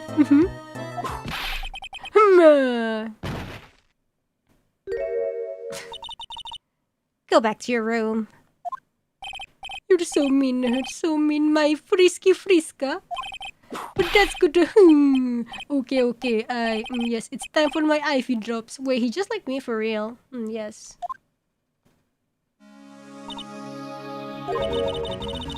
And what are those tulips doing in your hands, Mr. Phoenix Wright? I knew I shouldn't have come here. You guys want a whip emote? Frisky Friska? I was shot in front of the courthouse in my right shoulder. But it's no big deal. This sort of thing happens all the time. What? I even had full intentions of running the trial this morning. But that would have been too much for you!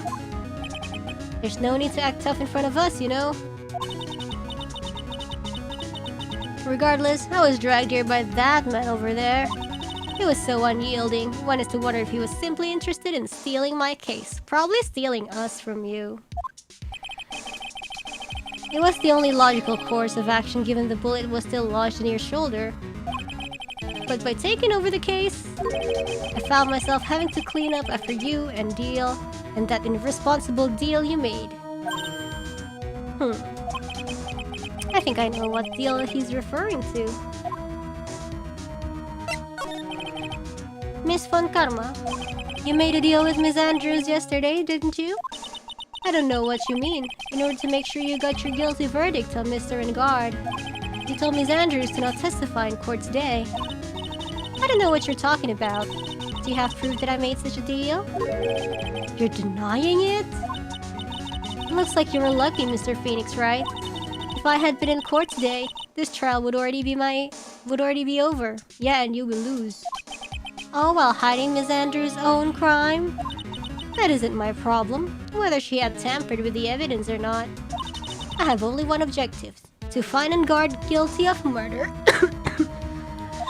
The end justifies the means, Mr. Phoenix writes. The end justifies the means. Damn. Miss Von Karma, Adrian Andrews believed you when you said, if you don't tell the truth of what really happened, then Engard will be found guilty. And what does that have to do with me? Because of that, she is now in danger of being found guilty herself. All because she believed in your words until the very end. That still has nothing to do with me. She's just a weak person, that's all. Yeah, well, you're the one who got shot in the stomach. I mean, not stomach, shoulder, and has to be hospitalized. What about that? But you had to know she was. Ew! I think visiting hours here are about over. So if you'll excuse me. She's terrible. What's wrong? Why'd she suddenly cut you off? Probably because she thinks I had the advantage in that argument. Edgeworth?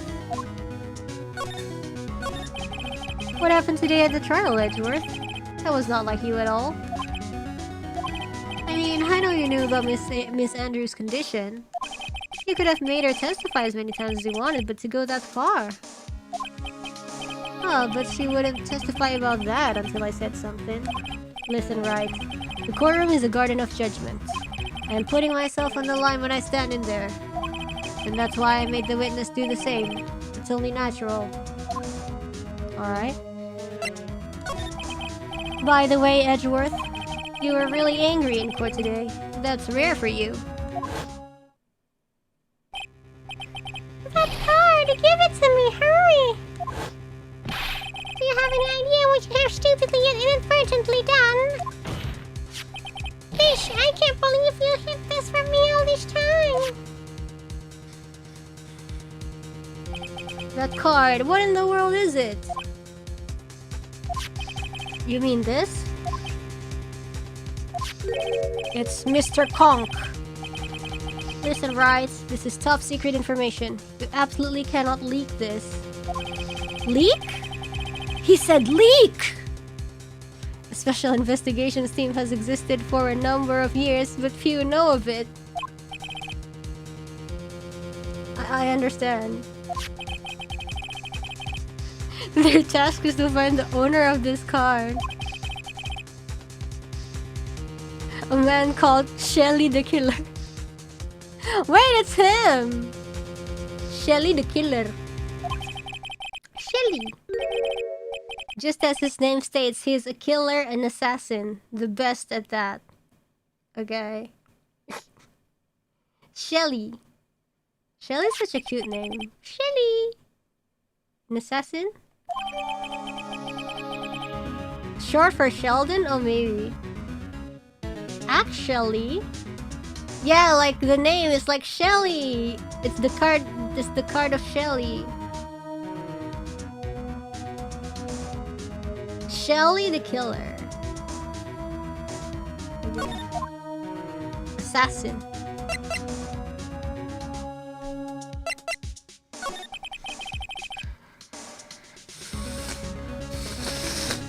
So who is this Shelly the Killer? The killer is the name of the long-standing line of assassins. Then why don't they just arrest him? The name first appeared about 100 years ago, I hear. Shelly is the professional name of the third heir to the killer name. So because his professional name is Shelly, Oh, it's not even his real name. He leaves cards with a shell on them? Imagine like being bored and being like, so son, we need to have the talk. We're actually a family of murderers and I want you to continue our, you know, family lineage. He has a habit of making sure to leave a card by the body of his victims.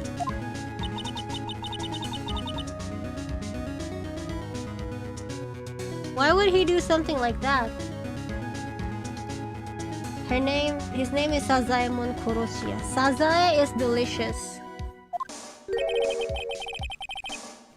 We think it is a part of his duty to his clients.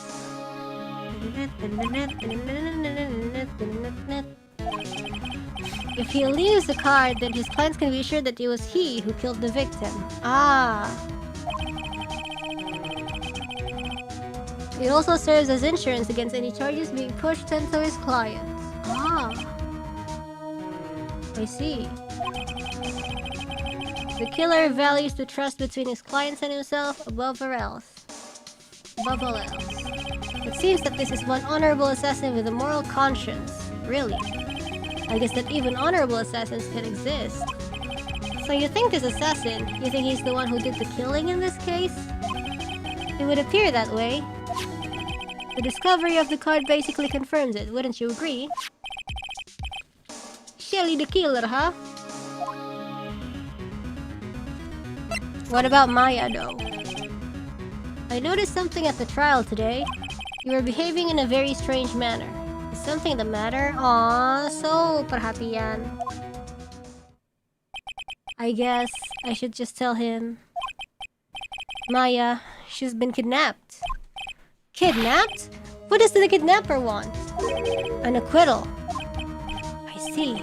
I had no idea. I will prepare a rescue team as soon as possible and resolve this by tomorrow. Really? Did you hear that, Mr. Nick? Mr. Edgeworth is going to...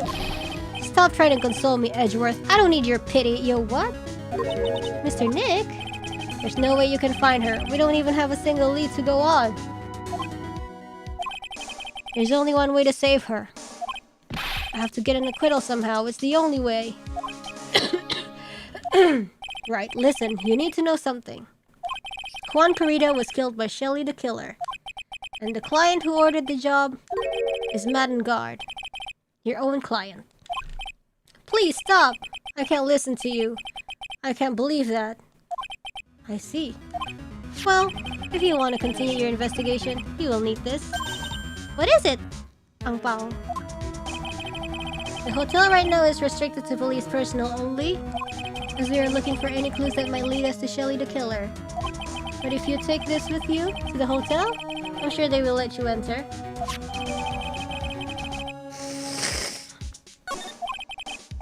In any case, I must attend to the preparations for Maya's rescue team.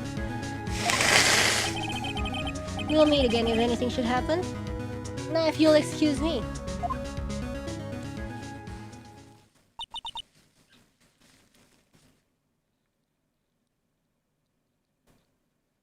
Okay. Mr. Nick. Do you think Mr. Engard hired an assassin? I mean, I don't know. Let the evidence talk. No way. I mean, he doesn't have a psyche lock. Maybe he's just stupid. I guess not. Maya. Please, all I ask is you make it home safe and sound. Oh, Maya again? I guess even kidnappers can be a little clumsy. Clumsy enough to drop a card like this for me. And even though he said he was an assassin, I bet it's just making that up, like how Nick does with everything in court. Anyway, let's try out the card trick with this card I just found. Sounds like I got the door open. Okay, time to go take a look around. Really?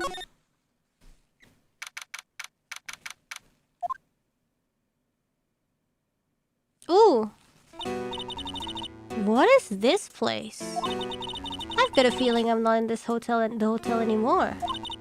Are those videos over there? Oh, I'll worry about that later. For now, I should be looking for clues.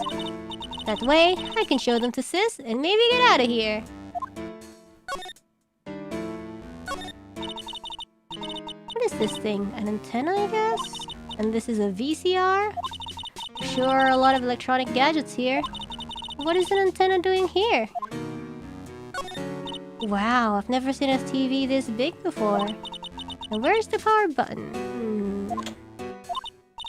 Phooey, it's busted. I would so die a happy samurai fan if I ever got to see a nickel samurai on a TV like this. Oh, I can't believe I just made a joke about dying, all things considered. Okay, Maya. Oh, hey, it's a computer. I've never really used one before. I have no idea where the power switch on this thing is. Rat, there goes my plan to use this somehow to get out of here. There's a Celestine Pax? Is it Celestine Pax? There's this framed picture sitting on this coffee table. It's a picture of a woman. She's kind of pretty. Hey, it looks like something's written here. Let's see. I think it says, "With love, Celeste." I bet this could be a clue. Celeste? Locked, of course. And it doesn't look like I can use the card to open this door. There's a dog door, though. There's a little hole at the bottom of the door. If only I was a little skinnier, then maybe I'd be able to crawl through here. That's weird. What's a figurine doing on a sofa in a place like this? Pakislana, it's a bear. How cute. It's got a lot of cuts and slits on it. Sad. Wonder if it's some kind of puzzle or something. Oh, this simply will not do. I cannot have you wandering around at will. Ah! Oh my god, that's scary. It seems that your Mr. Wright is truly concerned about you. He is? For now, I would suggest you remain cooperative. If you cannot, there are ways in which I can help you. Ways, you mean? Dead men tell no tales is how the saying goes, correct? Dead? I'm almost certain I told you in our first meeting. I am an assassin. No way, you're lying. I mean, an assassin? People are not always who they appear to be. Nick! Oops. Mr. Nick? Yes, pearls? Mr. Edgeworth has left, you know? I guess for now, I have no choice but to believe in Mr. on guard. But I think I should listen to his story one more time. Alright, let's get going too. Okay! Oh my goodness.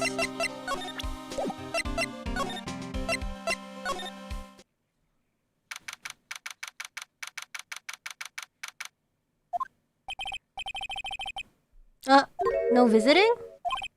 I have too many questions I need to ask. I'm sorry, but I'm Phoenix Wright, a lawyer for one of the, You're Mr. Wright, you say? Oh yeah, there's a message here for you. A message? It's from Matt and Guard. Oh, here you are. What did he write? Is it something really important? I don't know. Let's see what it has to say. To Mr. Lawyer Dude, I've got something really important to tell you. Why do I feel uneasy all of a sudden? Oh, Mr. Wright. So actually, I have a favor to ask you. I have this cat named Shu.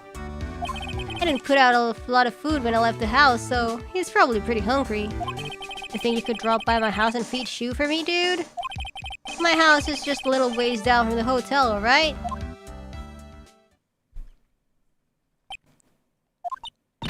This is terrible!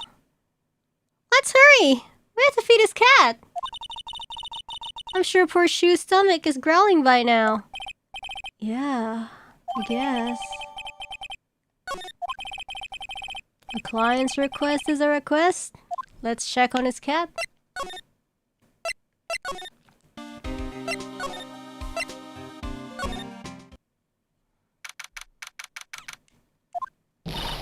Alright now, Mr. Nick, let's go look for clues. We have to, for Mystic Maya's sake.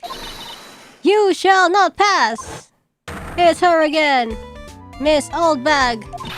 Don't devalue my name and turn it into a gasp, you spiky-headed pettifogger! What's that mean?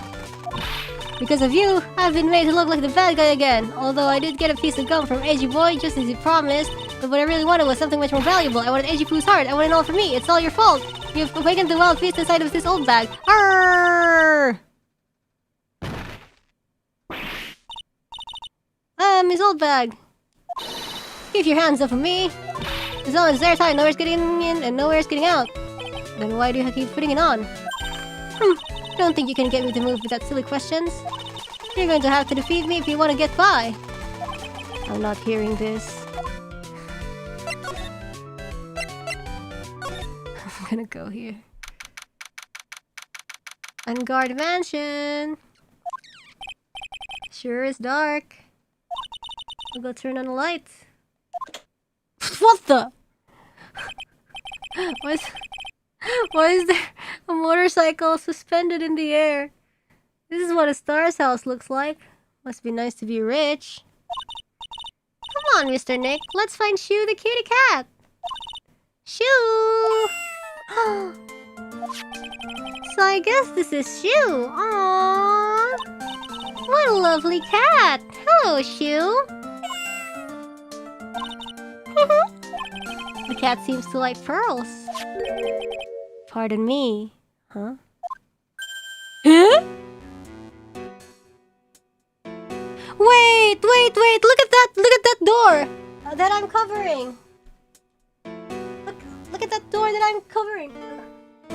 Hold on. This door that I'm covering. Look, it's the door. Look, Maya was. Yeah, this door. May I help you with something, mister? Wait, that was Engard house? We're lawyers, actually I'm Mr. Engard's lawyer. The masters. Then you must be Mr. Wright. Yes.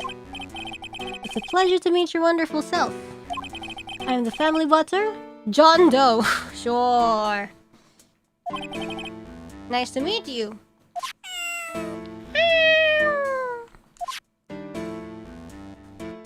Wait, then if he really is the butler, then he don't need us to feed the cat? Sussy wussy. You must know all sorts of things about Mr. Engard, right? Honestly, sir, I don't believe my master is capable of such a foul deed as murder. And, anything else? No, not especially. It is not appropriate for a lowly servant to speak of the master of his affairs. How typically butler-like, as it were.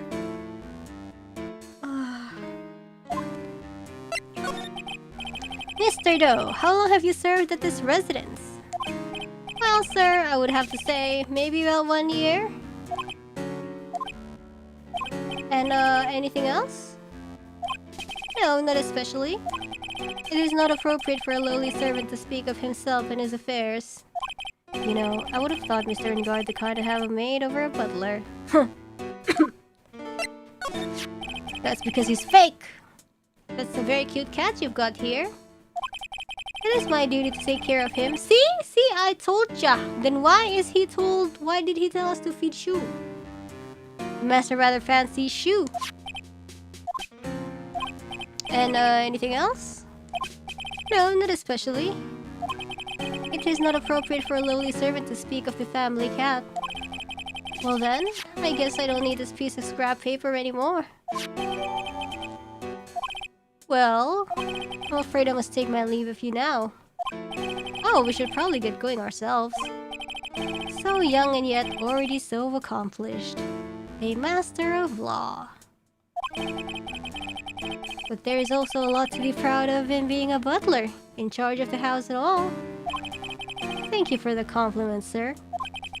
People are not always who they appear to be. Really. Now if you'll excuse me.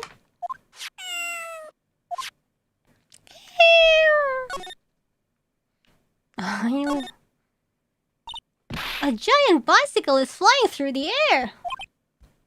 That bicycle, Pearls, is one where you don't have to pedal and it moves on its own. Really? Wow! But sorry to disappoint you, it can't fly. Oh, that's too bad.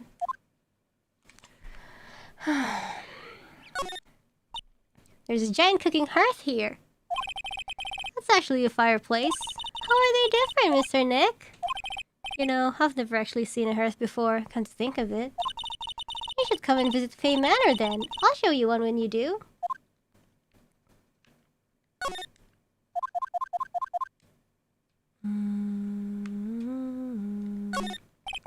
It's a very comfortable and spacious lounge set.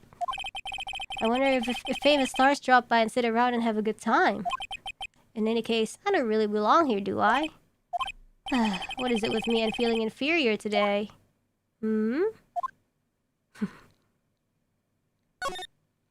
Ah, there are masks here.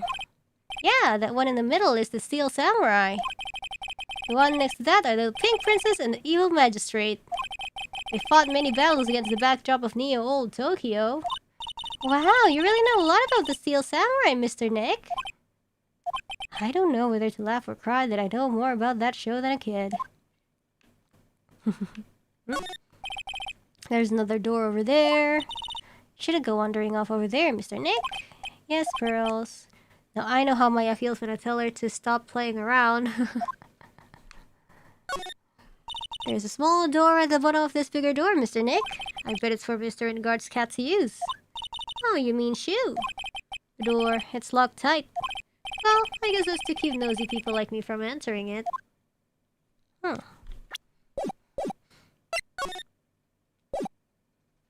So, that's it.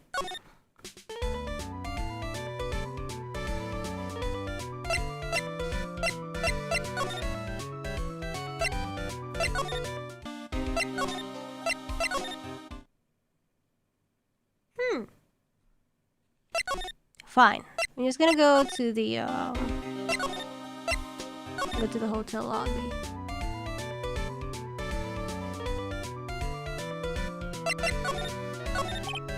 Ha! You're a million light years too early to be asking me questions, Reaper Snapper. Looks like the only way I'm going to get any investigating done is to first do something about this kooky alien.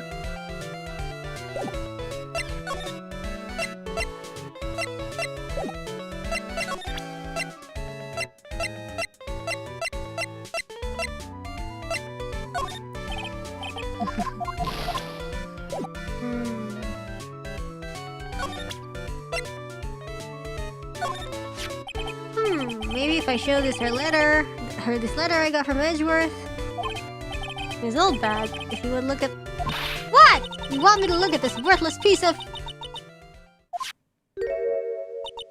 Edgy poo! Ugh, is that her perfume pheromone d'amour I smell? Let's see here. Would you please allow this unsophisticated young person to conduct his investigation? Yours truly, Miles Edgeworth. Yours truly? Huh, that man's good at flattery. Fine, but only because Edgy Poo said so, you understand? I just thought of something I have to do. Remember, no messing around. You do anything bad and I won't let you off the hook. It looks like she has strong feelings for Mr. Edgeworth. That may be, but you know nothing's going to come of it. That's so mean, Mr. Nick! Feelings are meant to be told and shared! Ow. Every time we talk about love, I always end up with a handprint on my face somehow. So anyways, let's continue our investigation.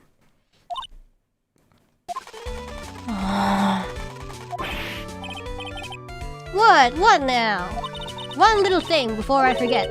We can't go into one guard's room today. Can we? The police's main investigation team is going to be in there all day, you hear? I wonder if they're the team in charge of investigating the killer. So don't go in there. Set one foot in there and you'll face the wrath of Wendy Oldbag. Yaudah sih emang gue pikirin, sumpil. Looks like we're the only ones here, and yet the hotel seems so busy somehow. Probably because the police team is scouring for clues about the killer. Alright, let's go to the hallway. Hey, city boy! Lotta, you're still here. Reckon course, an investigative photographer is or stars on her ability to snap up the scoop, yeah? And this hotel just has that aura of mystery. You know, like something's always about to happen. But, do you have a camera? Rek, given. A photographer's gotta have cameras out the ear like corn to be a real pro, you know? So I'm hanging around here. Speaking of cameras and feeding the mod, do you have my new bread thief? Why can't you drop that thief thing already? Yeah, we can present it to her. Huh? She doesn't? Okay, fine, let's talk. I want to ask you about the night of the murder. What? You're really gonna shell out the bucks for the info I got? Lotta, you were loitering in this hallway the night of the murder, were you not? Well, kinda, but... Brace yourself, Phoenix, here it comes.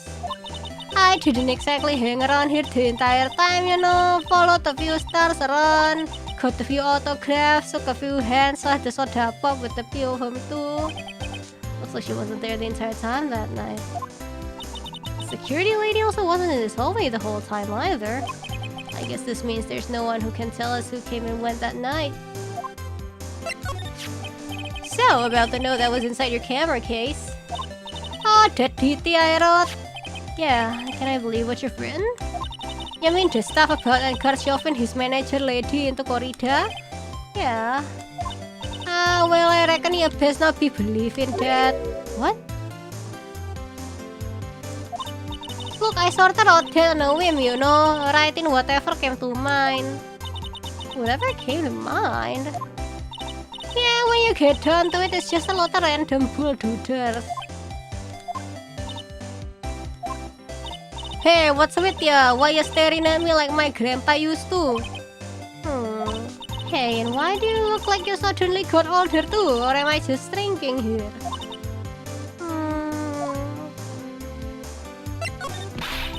My baby, my 1600 baby. Was with that red-coated prosecutor anyhow? The guy told me it was evidence and refused to give it back to me. Well, that's kinda how it is. Hey, you're that red-coat's friend, ain't ya? So put in a few good words for me and get me back my camera. You want me to do what? Listen, like the guy real good for about 5 hours and I guarantee he will give it back. Why don't you do your own dirty work? Well, I reckon it's time for me to get going. A tabloid photographer without a camera is just a tabloid, huh? Yeah, I guess so. Keep yourself together out there, you hear? I'm coming to see you in court tomorrow. Okay, I'll see you then. And you too there, little one. Keep up the good work, okay? Okay. Don't be picky about your food, no? Okay. And make sure you do all your homework, you hear? Okay. And if you happen to find yourself a camera, make sure you bring it right to me. Wow, would you please just leave already? Wait, did we talk to, Old Bag yet?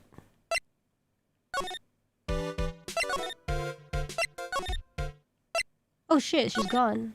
Fine.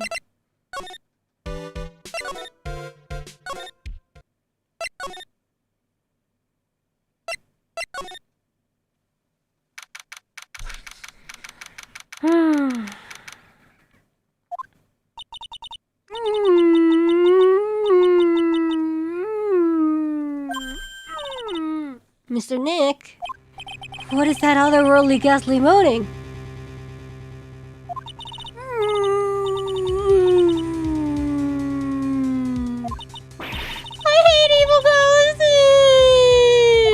I don't think it's a ghost. Maybe it's a demon?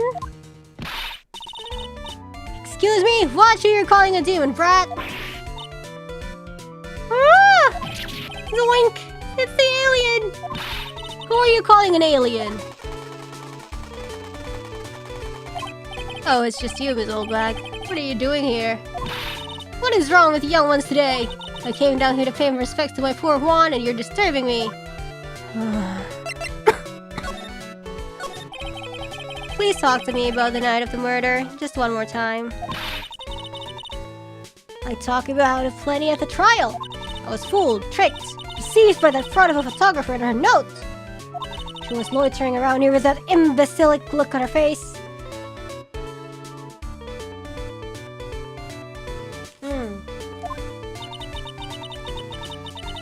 Okay, got it. Now hold on a second there, you little pipsqueak. If you're going to take notes, at least make me sound better than that. Oh, alright. Now I've seen everything. Now, you know, I was working that night too, doing my job, minding my own business. So it's not like I had time to waste standing around here the whole night. I was wondering if you could tell me a bit more about Mr. Kurita. He was the most popular star, you know, especially where it counts. In my book. But I heard that he was lagging behind in the polls against Mr. Engard. Well, that's just a recent thing. Bad luck and all that, you know. But he was going to become an even bigger star than he used to be. Look, just look at this mountain of presents. It's a show of the mountain of feelings all his fans had for him. Why are they all bears? The mountain is pretty big, and certainly nothing to shake a stick at. Mr. Nick? What is it, Pearls? The presents, they're all bears, right? She's got a point. There isn't a single thing here that isn't a bear. A bear. All of Mr. Kurita's presents from his fans seem to be bears. Oh, that's because you can't think of one without thinking about bears. Bears? Why bears? You don't know. When my dear Juan was training, he fought barehanded with a bear. He refused to give in and let the bear win, but after the fight, they became friends. Wow, what a heartwarming story! Look, it's just like in those young people's dramas. I can see those two tuckered out, down by a river going, "Heh, you sure can fight. You too, bub, you too." Did all that really happen? It's in his biography, bub. What a load of crock. So ever since then, fans have been giving him bears as presents. Yeah, nice. Bears. I'm Uncle Bear, and I say it's barely 8 o'clock. What is that infernal racket? It's one of the presents going off. Sounds like it's already 8 p.m. Way past your bedtime. That startled me. I thought I was going to die for a second. 8 p.m.? That's the time when the award ceremony ended that night, remember? Time sure flies. Hard to believe it's been 2 days since the ceremony. The transceiver! Hello? Hello? This is not a phone. Maya! How is Maya? You haven't heard her, have you? It seems you were not able to fulfill your end of the bargain, Mr. Attorney. I have heard the news. So it would seem my present did you no good. No! Mystic Maya! Mystic Maya! One more day, please! All I ask is for one more day. I'll get a not guilty verdict for sure this time, please! I suppose if I must. I need that acquittal more than anything else, after all. Please, please let Maya say something. I want to hear she's alright. Alright,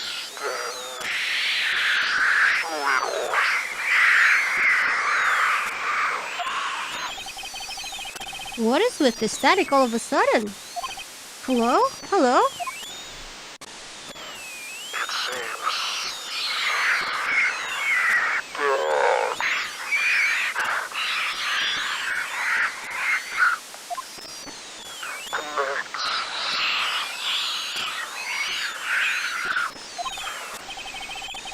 Damn it, did the transceiver just suddenly break?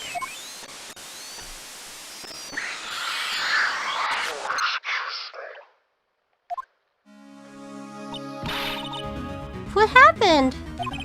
I don't know, all of a sudden it became nothing but static. Mystic Maya! Mystic Maya! Why did the transceiver suddenly break like that? I should probably have an electronics expert look at it. The sooner the better. Sure.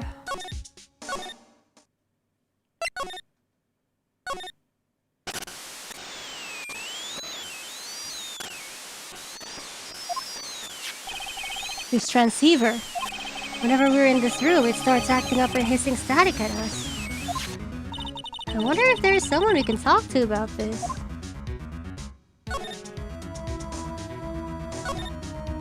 Huh! It's so messy here. There are lots of electronic things in here that I've never seen before. Tell me what they are, pretty please.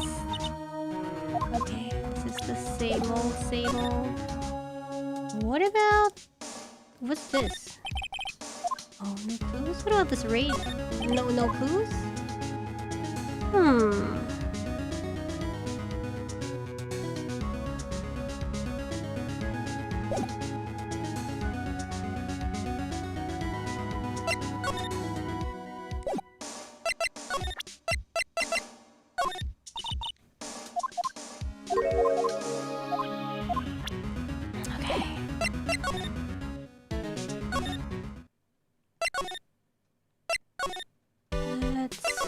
If maybe Gumshoe knows about it.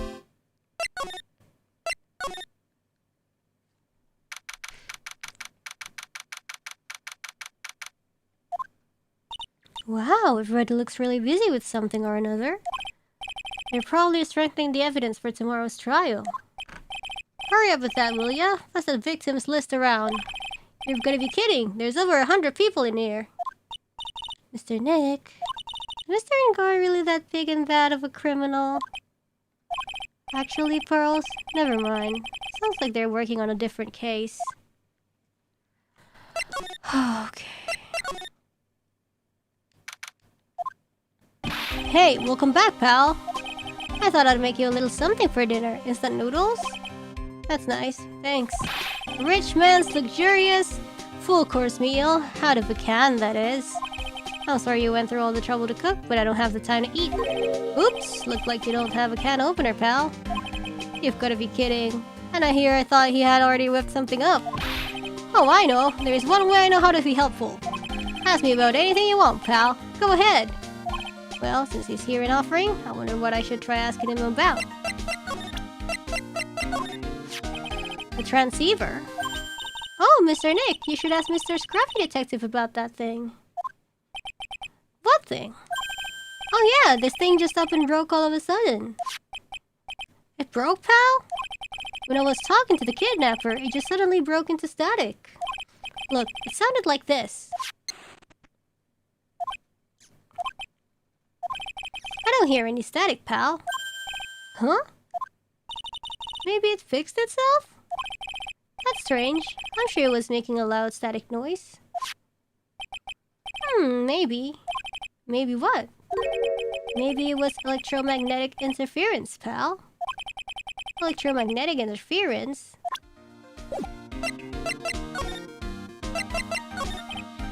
So, what is electromagnetic interference? It's something that happens when a radio wave gets mixed up with another signal, pal. Oh, when you put it that way... I don't understand what you're talking about. Like, for example, when a cell phone goes off next to a computer screen. The stuff on the screen gets kind of fuzzy and starts acting funny, right? Computer? It's like when you use the dryer next to the TV and the screen starts looking weird. Oh yes, the TV does do that.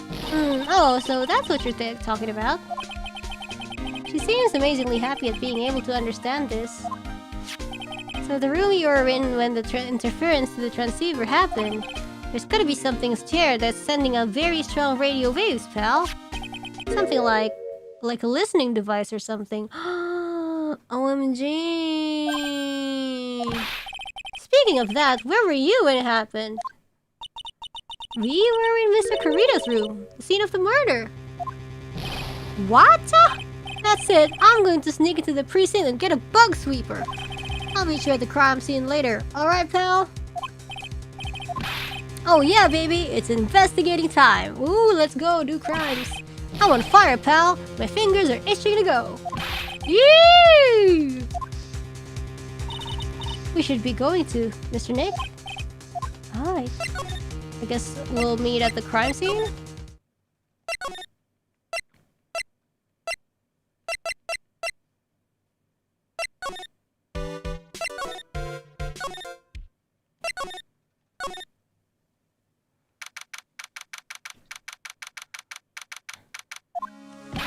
Hey, you're finally here, pal. Sorry to keep you waiting. Do you have the, bug sweeper? Well, you see, I got busted trying to sneak in, pal.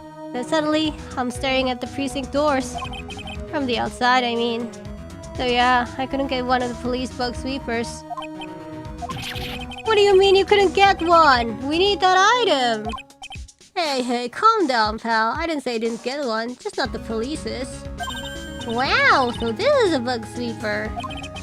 It looks a little broken. Hey, this was made when I was in elementary school, pal. Well, that's kinda genius. Oh, by who? Me, of course. Seeing this sure brings back memories. Hey, don't look down on it, pal. Sure, it looks a little beat up. But I put my heart and soul into building this puppy here. Your heart and soul? It'll work. Trust me, pal. It'll do the job. But... what? You can't set the sensitivity. It's going to be anything that gives off electromagnetic waves. Isn't it better that way? Oh. Well, anyway, since I brought it all this way, might as well give it a whirl, right, pal? I'm getting that sinking feeling again. Now I'll tell you how to use this baby. There's a listening device or some other sort of bug hidden in this room, pal. So you're going to find it, right? Right. Now first, let's turn the sweeper on. Move the sweeper around to give the room a real thorough looky-see, pal.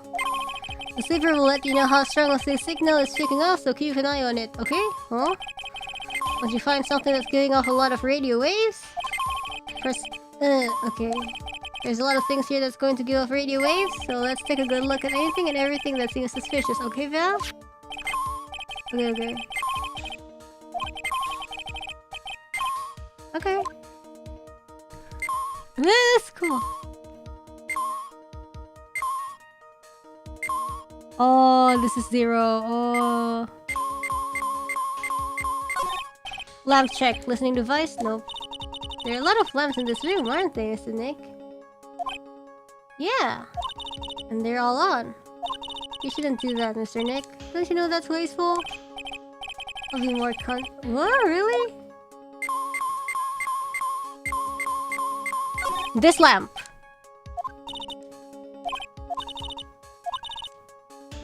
Okay.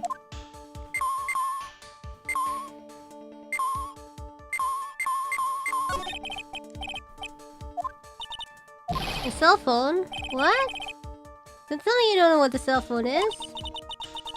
Oh, sorry, I've never seen one before.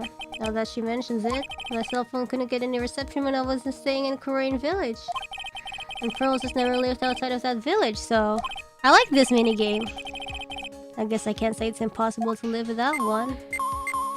Oh my god. AC! It's not in the air conditioner. This air filter is covered in dust and dirt. Let's wash it! TV! It's showing an old samurai movie. Wow, these Japanese stars are really good at English. When I grow up, I want to study Japanese. Cool. I should probably keep my mouth shut here and not destroy her dream. What about the T-bone? Tomato. Oh, what a lovely bear! must be one of those fancy bear chef toy robots.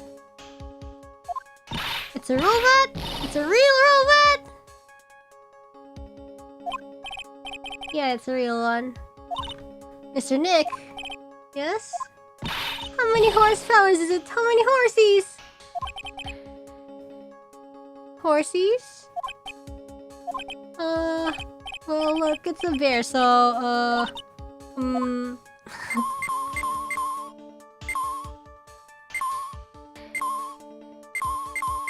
Look, it's so sad. This one is so sad. Oh, the water in this hot water pot has run out. I'll go get more water for it. Sounds good. What's this? It sort of looks like a hot water pot, but... Oh well, it's kind of like a hot water pot, I guess. But instead of hot water, coffee comes out. This pot can do that? Is there a pot that orange juice comes out of? I don't think there's anything like that, Frill. Sorry.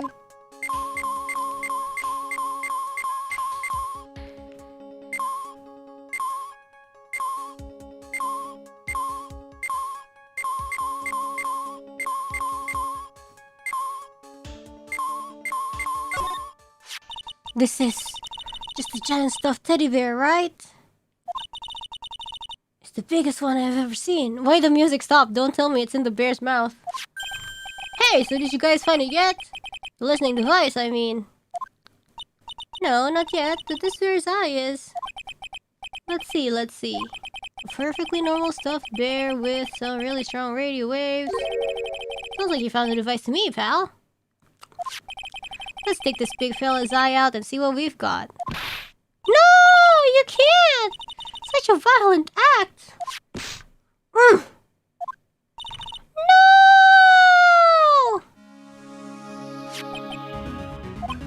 That's... It's a miniature camera. It looks like there's more. There's a transmitter and a timer.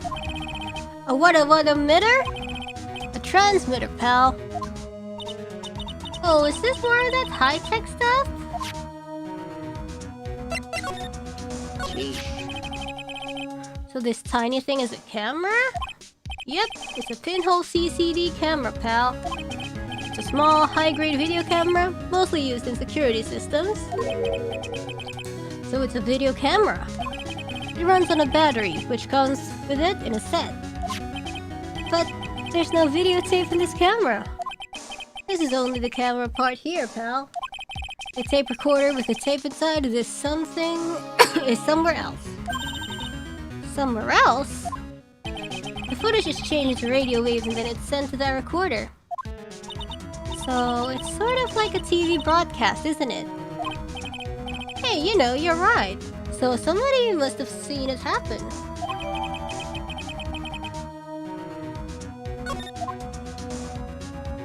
Okay. So, what is a transmitter? It's a device that sends the footage the camera took to a specific destination. It's like a video version of a listening device, pal. It looks like it's attached to a small clock-like thing. Oh, that's a timer, pal. You can set it to turn the camera on and record at a certain time with it. You can set it for a certain time? Just like recording anime. Yep, let's see. This looks like it was set to start at 8 PM and go for an hour. It was the time the award ceremony ended. There is no date set, so it's been recording every night, I guess. Huh, interesting. How long has this bear been here? I'm pretty sure it's been here since the night of the murder. Then maybe this camera caught the murder on tape. What? And if you think about the angle the bear is at, it's bound to have had a clear shot of the whole crime, pal. What about the stuffed bear? So there was a camera in this bear's eye. And it was disguised as a present. And I'm sure it was here on the night of the murder, pal. It's pretty big, so it stands out pretty well in my mind. But who gave Mr. Kurita this present? I don't know, pal. But this means that someone out there has got a video of what happened here that night. Isn't there any way we can find out who that person is? It's impossible, pal. Radio waves can be sent almost anywhere, so there's no real way to find out. Gumshoe's so helpful, yay. He's just annoying because, you know, it's the orders of the police, and also, I guess, the police always makes him as like the, you know, the dumb guy, like, oh, you do the unimportant job, do this and that, like the errand boy. That's why he always looks foolish, but he's actually smart. Is there really no way to find out?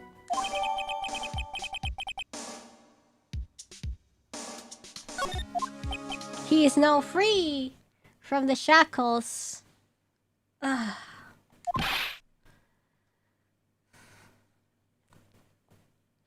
got it. What? Hey pal, let me borrow this mini camera for a bit. What are you gonna do? I'm going to go around to the electronic shops and see if I can find out who bought this. But that's impossible. I mean, it's already 9 PM. Leave it to me. Even if I have to search all night, I'll find your man, pal. Okay, Gumshoe. Oh yeah, baby. It's investigating time. I on fire, pal. My fingers are reaching to go. Yeah! Cool. He's gone. Yeah. But Mr. Scruffy Detective sure is a nice man. He's pushing himself so hard all for Mystic Maya's sake. It's a mystery how you always manage to do things in the most inefficient ways, right? Huh. Him again. You'll have to excuse me. I heard your conversation just now. Edgeworth, what are you doing here? A rescue team has been created and deployed for Mystic Maya. I can't say I'm optimistic, but we have to move forward, one step at a time. I see. Thanks. Don't thank me yet. We still have to find her. So there was a spy camera hidden inside the stuffed animal, huh? You are one lucky man, right? Do you know this stuffed bear, little girl?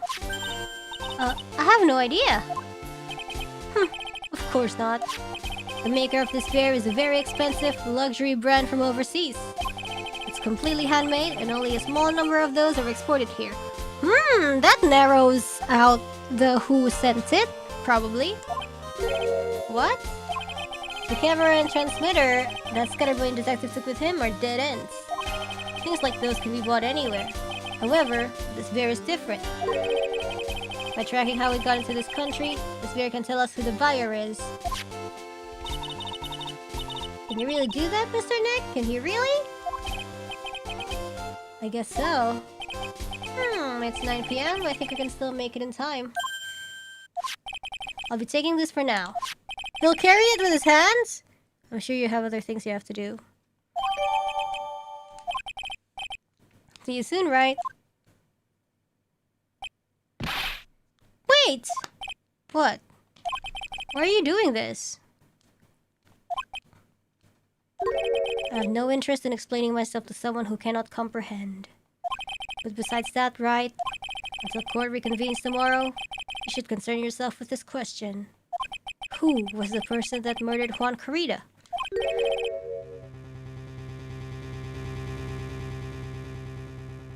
The real killer.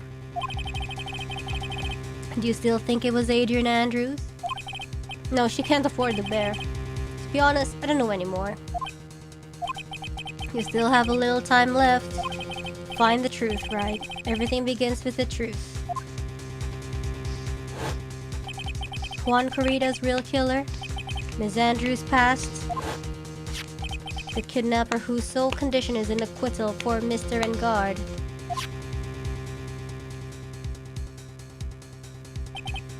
And this card, Shelly the Killer.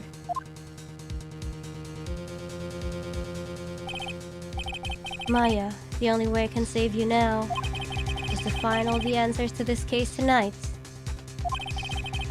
I don't understand what your real intentions are, Edgeworth.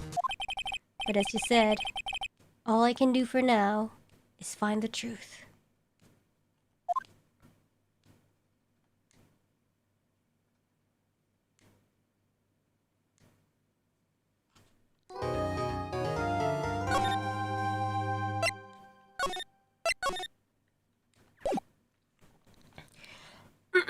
Still investigating, I guess. It's past 9 p.m. already, isn't it? I wonder if Mr. Edgeworth has already found Mystic Maya. These things take time. I'd say probably not. The police are professionals, Pearls. They'll find her, so don't you worry. And if we can win a not guilty verdict tomorrow, then everything will be okay. You're right.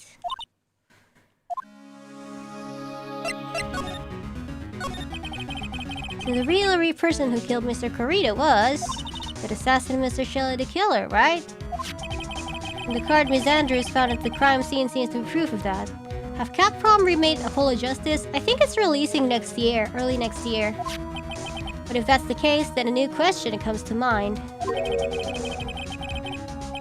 Who was the one that hired the killer to begin with? Who is his client? You mean, who asked for the murder? That person didn't want to dirty their own hands in blood. But whoever this client is, they're still a killer. I want to play Apollo Justice so bad, but...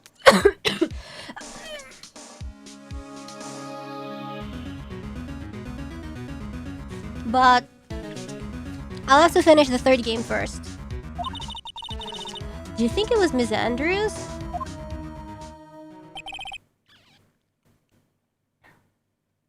I wonder. But if she was the client, then why go through the effort to stab the knife into the corpse herself?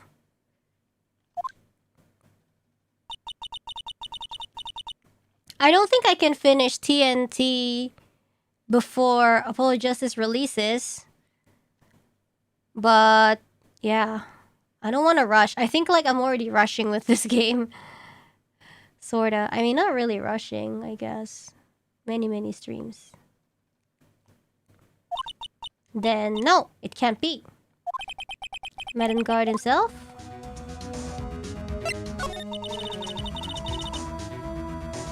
If Mr. Engard really did hire the assassin, then he's not innocent at all. Far from it, he would be guilty of the crime. But he can't be Mr. Engard, right? I would recommend playing the Great Ace Attorney. Oh, I already played Great Ace Attorney, by the way. It's in my playlist. I actually played it...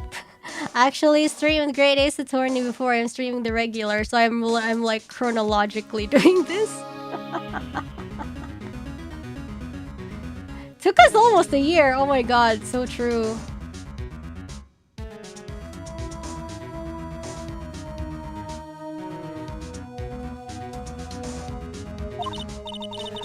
I mean, when we first talked with him...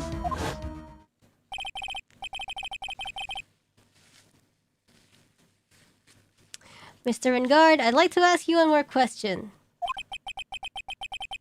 Did you kill Mr. Juan Corrida? Alright, just to be clear, dude. I didn't kill anyone, and that includes Juan Corrida, alright? I didn't see any psyche logs at the time. Now maybe he's just stupid. Actually, that reminds me. Did you remember something? Oh wait, shit, what did he say? He said something like, I've never killed anyone. Maybe he like orders hits instead. Something about Miss Andrews said in the trial today. She said something interesting.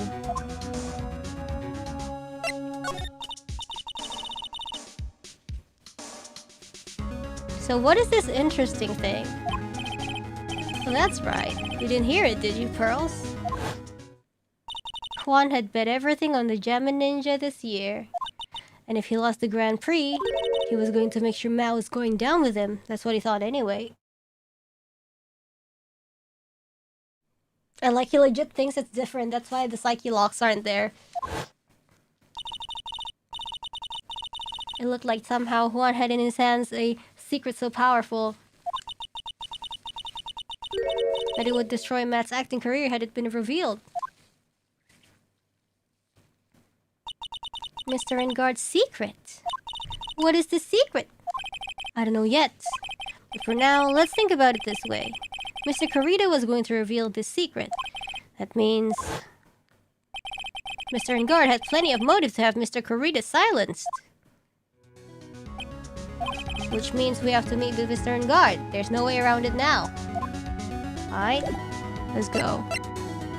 Let's go meet him. Wow! It's really getting late, isn't it, Mr. Nick? I guess.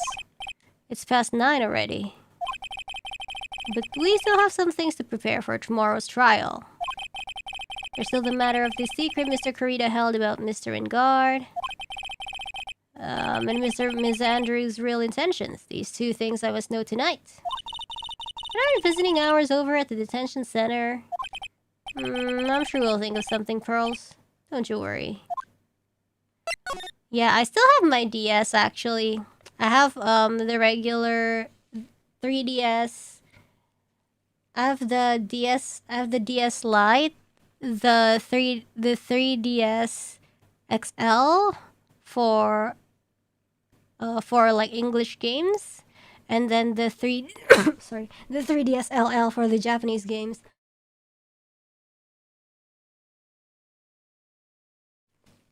Is it still working? Yeah, last time I turned it on, it had the old Pokemon, the Alola Pokemon inside it.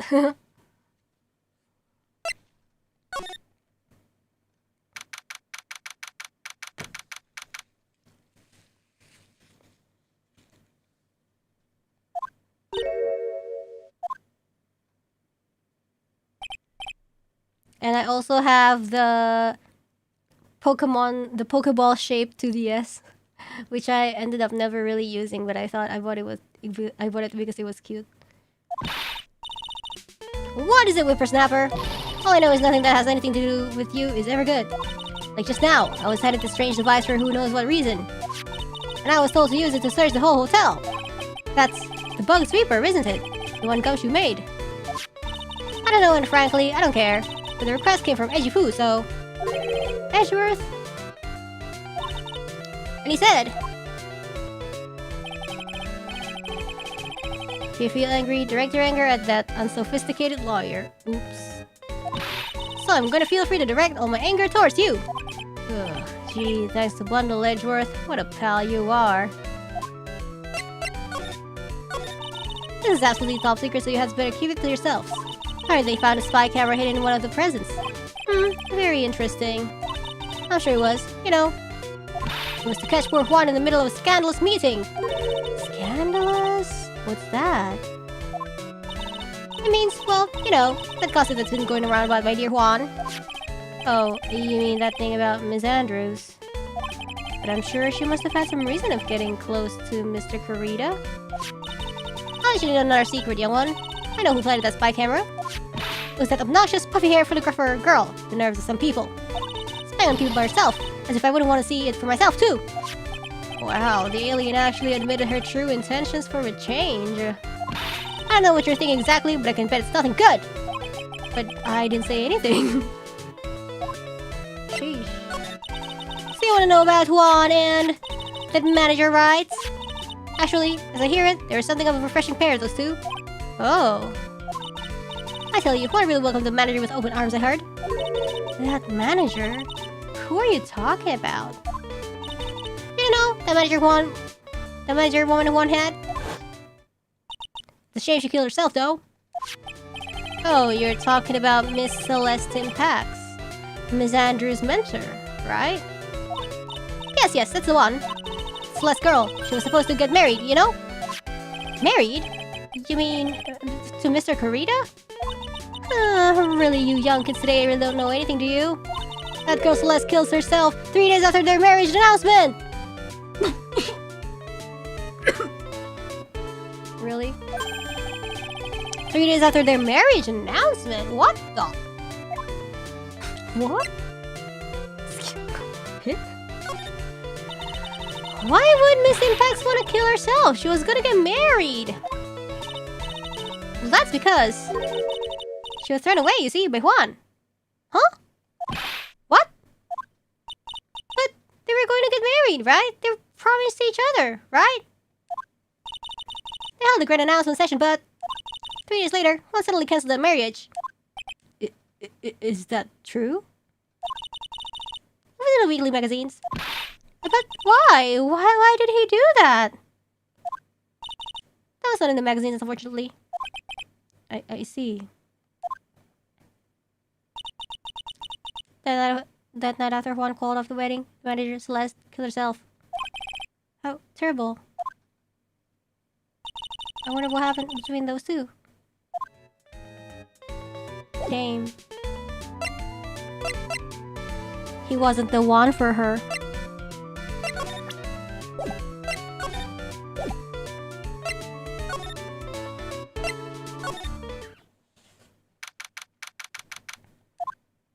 On that night, there must have been at least a few hundred people here.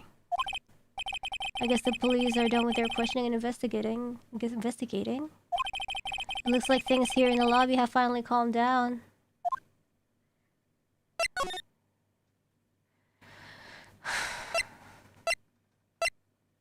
Money. It doesn't look like Mr. Scruffy Detective is here.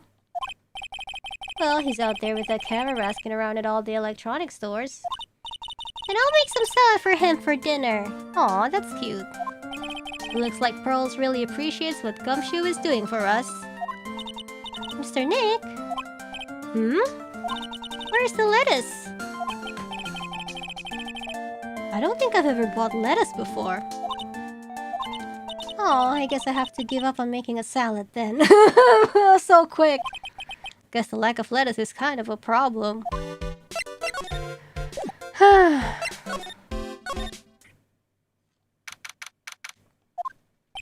Visiting hours ended a few hours ago. We can't talk to him. Isn't what we have to ask very important? Yeah, but I don't think that matters to the guard.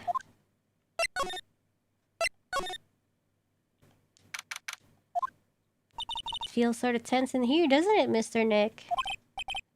I wonder if something happened. You're Mr. Engar's lawyer, right? What? Yes, sir. We finally found just the person we've been looking for. A real decisive witness. Is it the killer? A decisive witness? You mean for the Engard case? We're taking the witness's statement right now. Gonna hand it to Mr. Edgeworth. What's Edgeworth up to now? Who is this witness? I think you know this person quite well, Mr. Lawyer. Mr. Nick? Between the kidnapper's demand and now this, I can't see any way to win here. Oh yeah. Mr. Edgeworth wanted me to tell you something. He did? Even though visiting hours are long over at the detention center, he wanted me to grant you special permission. So there you go. Ooh, now he can speak. What? I've already called them so they know. Go on, go talk to your heart's content. Thank you very much. This is such good news, Mr. Nick! Go talk to your heart's content? Sounds like the police are pretty sure they have tomorrow's trial in the bag. Okay then.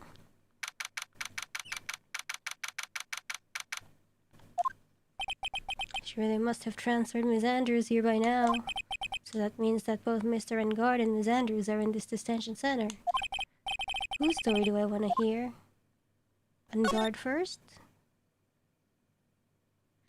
Dude, it's Mr. Wright!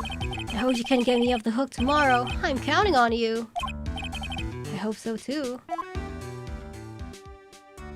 Edgeworth just dropped a bombshell on me by saying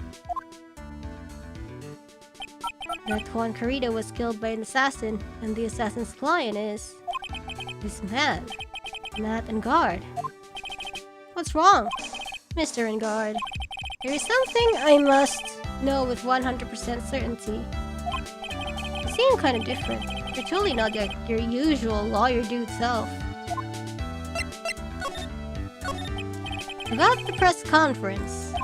You mean the one where Juan was gonna dress up as the Nickel Samurai? Yeah, I heard a little more about it from Miss Andrews. It looked like somehow Juan had in his hands a secret so powerful that it would destroy Matt's acting career had it been revealed. Could you please fill me in on what the secret is? Please? Ooh, finally! What? 5? Mr. Nick? Don't tell me. Psyche locks. You said a secret, right? But I don't have any idea what it is. Do you, dude? Did you know about Mr. Kurita and Miss Andrews' relationship? Well, it's all over the tabloids, dude. Ah, but I don't know any of the details if that's what you mean. Look, how many times do I have to tell you? I don't care what Juan did with his life. Miss Andrews, she had a purpose in mind when she started seeing Mr. Kurita. Her mentor was Mr. Kurita's manager, and Miss Andrews was going to get Miss Celeste Impact's suicide note from him. Celeste? Does that jog any memories? Dude, I suddenly just got totally hungry. You up for a pizza? My treat. Me, I'm hungry. Mr. Nick, what's a pizza? Is it a kind of pea, like green peas? Let's go eat one later, okay? I got caught off by the pizza dude at the shop. That's too bad. Well, how about we get our minds off this topic and talk about something else, okay? Damn, he doesn't want to talk about it. Mr. Engard, are you connected to Miss Impact's suicide in some way? Okay, well, we can...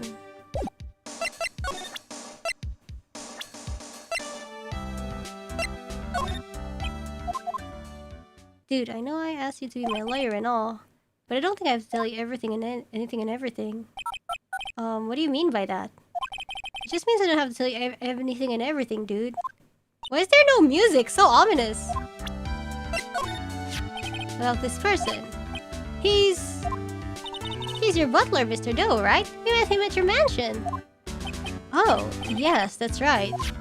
He's a pretty cool dude who can do lots of things. He takes real good care of me. I don't get it. Why would she want to frame me? I mean, I've never done anything to her, dude. Isengard sounds pretty sincere and he seems trustworthy. So I have to find out what her real intentions are. Okay. So if I want to talk to... Okay. Now I'll go to Andrews.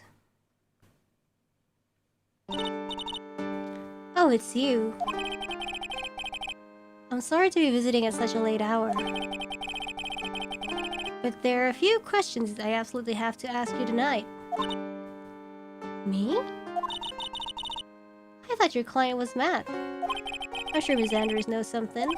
She can't be clueless about the secret Mr. Kurita had on Mr. Engard. I'd like to ask you about Matt Engard if you don't mind. Mr. Wright, you still don't know, do you? The real him, I mean. You seem to bear a lot of resentment towards Mr. Engard. If that's the case, then why did you become his manager? And why would you become intimate with his rival? That has nothing to do with this case. Nothing. Okay. About Mr. Celeste Impacts. I had finally put her death behind me. And now, thanks to you, it's all come back to the surface. I'm sorry. Yes, I was shocked by your suicide. And it's true that when I heard the rumor that Juan was the one who had hidden her suicide note, I began to draw close to him.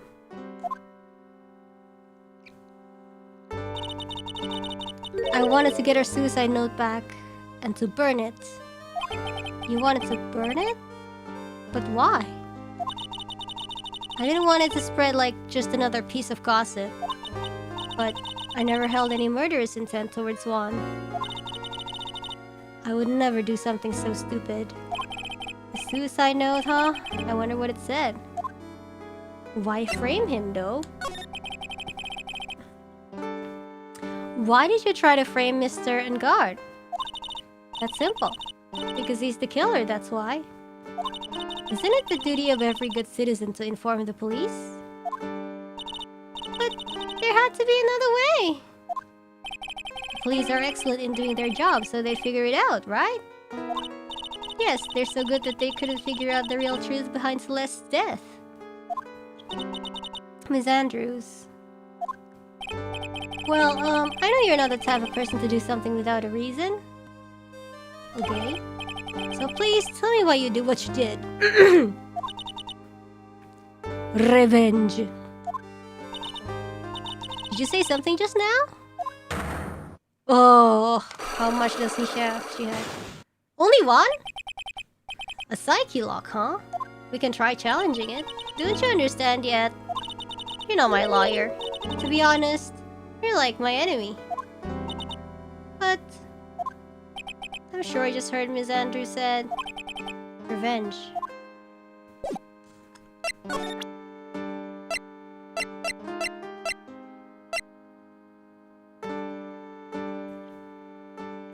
I think we already found everything we need to find. Let's try.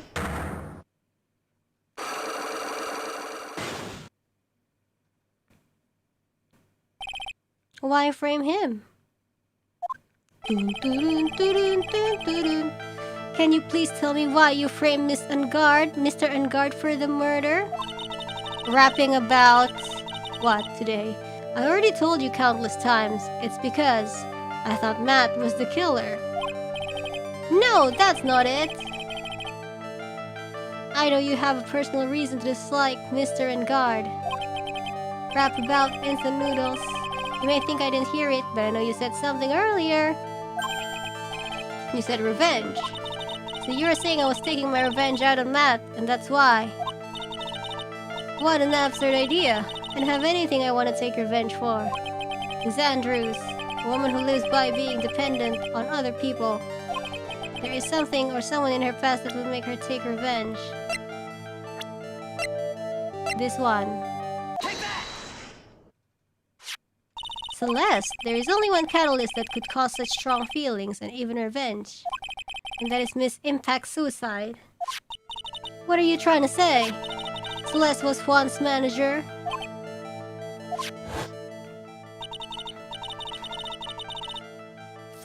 On top of that, the one who hit her suicide note was also Juan. What does all this have to do with Matt? You're right. You haven't mentioned him. Yet.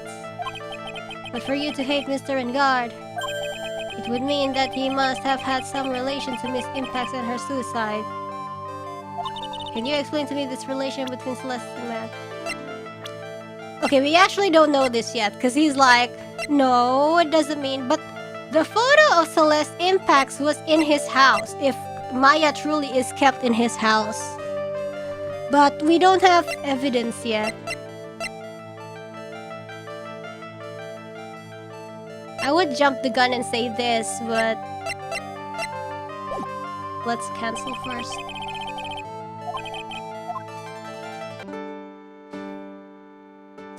And honestly,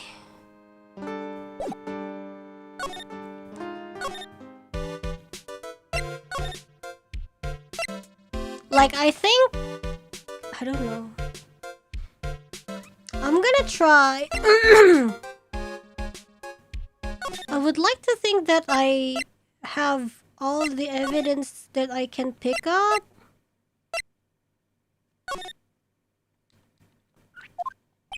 Looks like no one is around. What happened to that person with the stuffed teddy bear? And then the butler. Shoo! Ew! There you are. I guess you're still awake, huh, Shoo? Hehe, come on, let's play. I wonder if that butler, Mr. Doe, is already asleep or not. I wanna go here.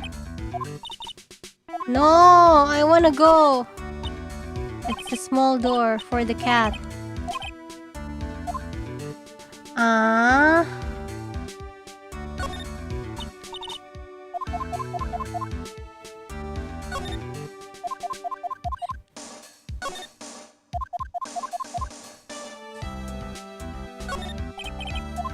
Let me in.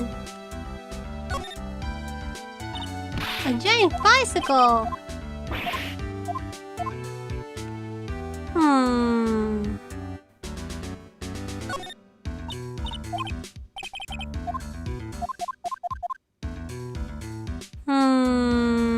There's really nothing I can do here. So sad.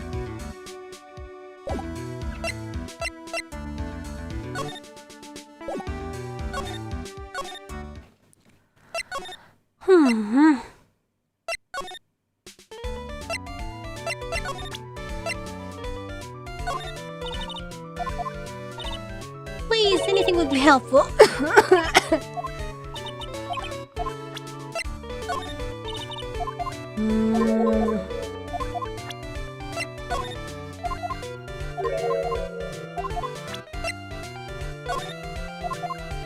Okay, she's useless.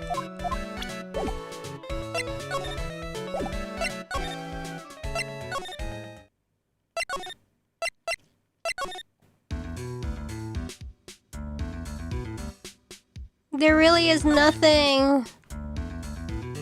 There really is nothing. I'm so sad. Let's try to go to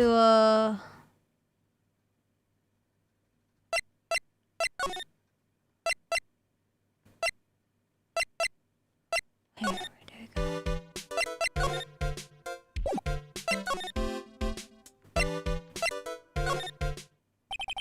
Okay, let's talk to Matt and try to. It looks intimidating, but maybe it's like 5 tiny ones.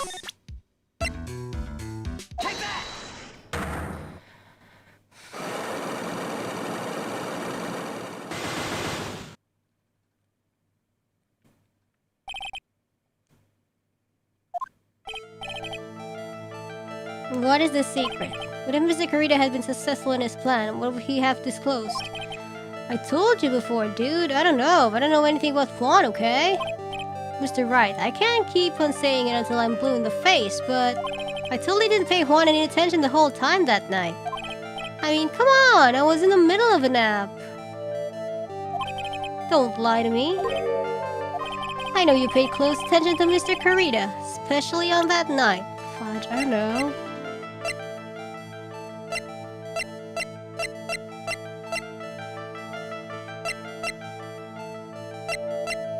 What? I don't know. I don't know what is going on. Gumshoe, gumshoe.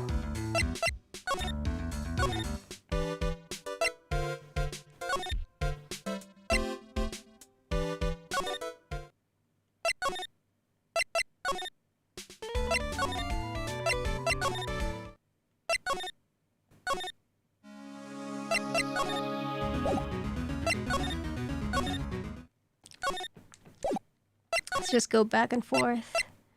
See, where haven't we gone? Or we haven't been to the criminal affairs? I guess so. Ah, there we go. Oh, Mr. Wright, please, you have to help me. What? Oh, Weepy! What's up with him? What happened? Why are you here? You see, I got roped into this somehow. What? And now I'm going to testify at tomorrow's trial. Oh. The decisive witness is Mr. Powers? I was talking with the detective until a little while ago, and I was on my way home. When all of a sudden, you there! You're under arrest, and I was brought back here. They said my face and whole self in general looked suspicious or something. Well, I guess I can see how they thought you looked suspicious. I'm just a normal guy on an exercise show for kids. Is that a crime? Let's talk to him. So about this testimony you're giving, what are you going to talk about?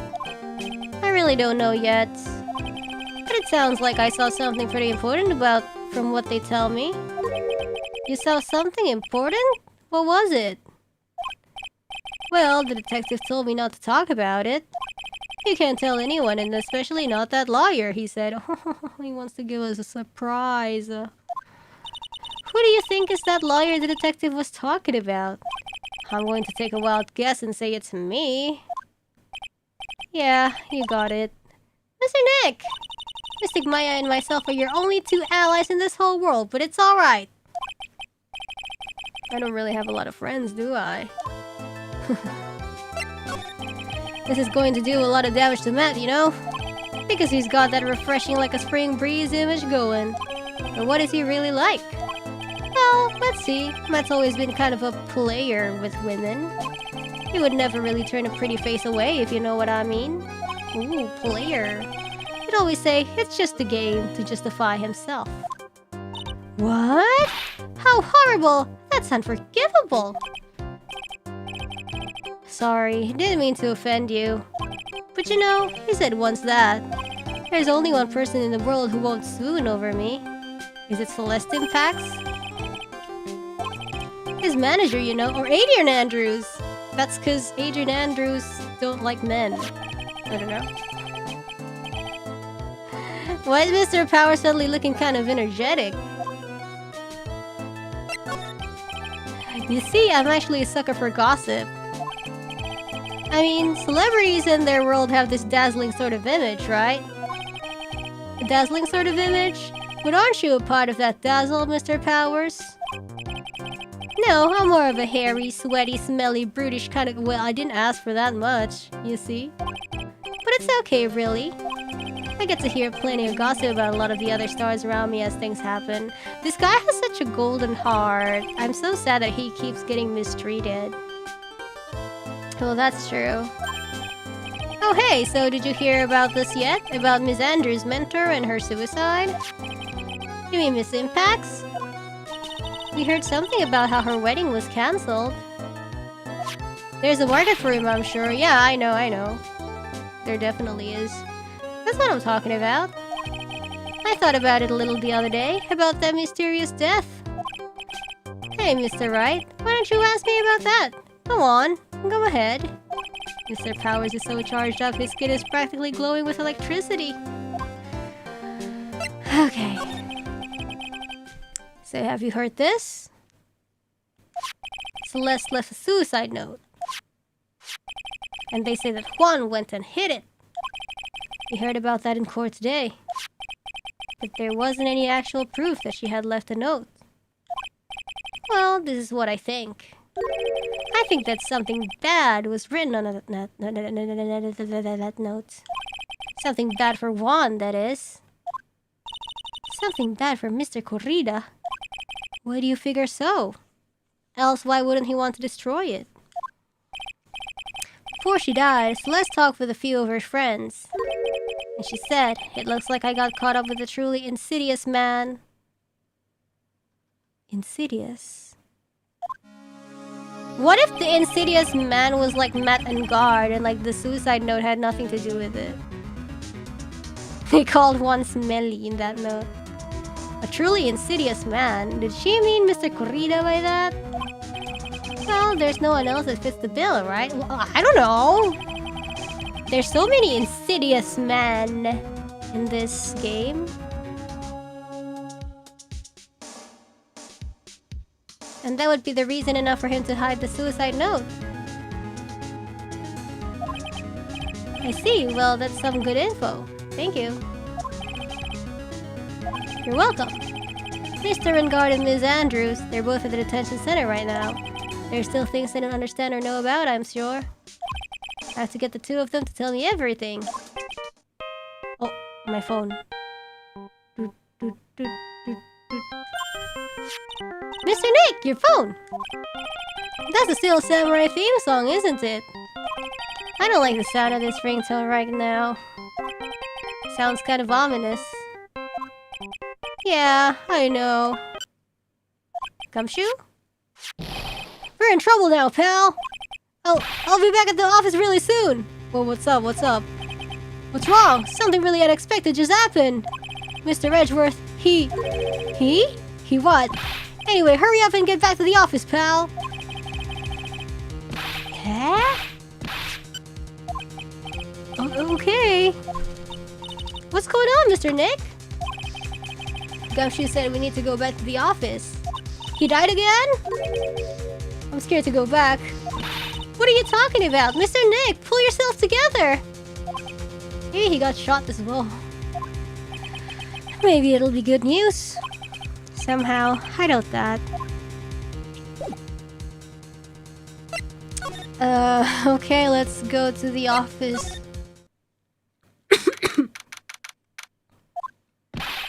What took you so long, pal? Mr. Edgeworth couldn't stick around forever and had to go. Well, what happened? We got him! We know who bought that spy camera! Yeah? This quickly? And this bear is what gave them away, pal! The bear? I figured it out, pal! I figured that we should have been looking to the bear instead of the camera. But... It was Edgeworth, right? Go on. There's only one person who bought one of those bears who's related to this crime, and it was Matt and Guard. Who is it? Who would be so rude as to spy on another person in their room? Matt and Guard. Huh? Matt and Guard, your client, that's who, pal. And here I thought things couldn't get any worse.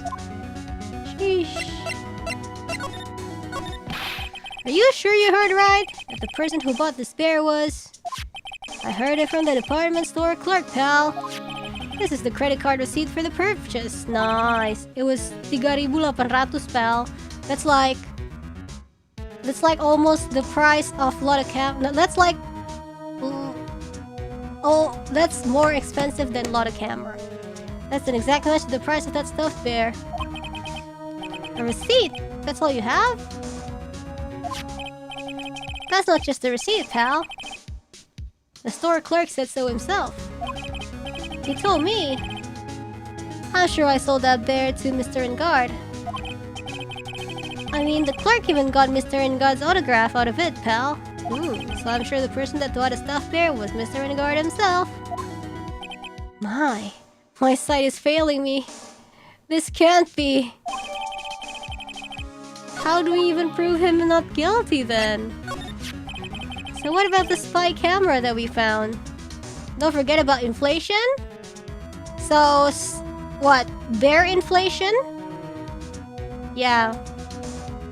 If you wanna look, you look for toy inflation or furry bear inflation. Maybe you will find something like that.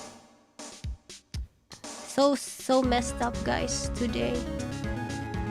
So what about the spy camera we found? Ah, that was a dead end, pal. I mean, you can get this kind of thing anywhere. But for now, I guess I can give these back to you for you to file away to evidence. Spy camera, transmitter, and soft bear were filed into the court record. I know you don't want to give up, pal. I never thought. I didn't think it was possible. The person who put the spy camera in one Kurita's room was Matt and Guard. Why? Why would Mr. Engard do something like this? I bet it was to catch Miss Andrews and Mr. Kurita in one of their rendezvous. I bet it's not good enough for me. I have to know the absolute truth behind this camera. Are you going to see him? Mr. Engard, I mean. Yes. I'm scared, Mr. Nick. I wonder what we will find out next. I'm scared myself, but I have to put on a good face for pearls. Madam Guard, what in the world have you done? Alright, let's go to the detention center and fight him. Oh, you're working really late, you know? It's already past 10 p.m., dude. I think it's time you told me the truth. Oh, now we can. Relax. Don't you know that ignorance is bliss? But if you really want to know, let's talk. Take that!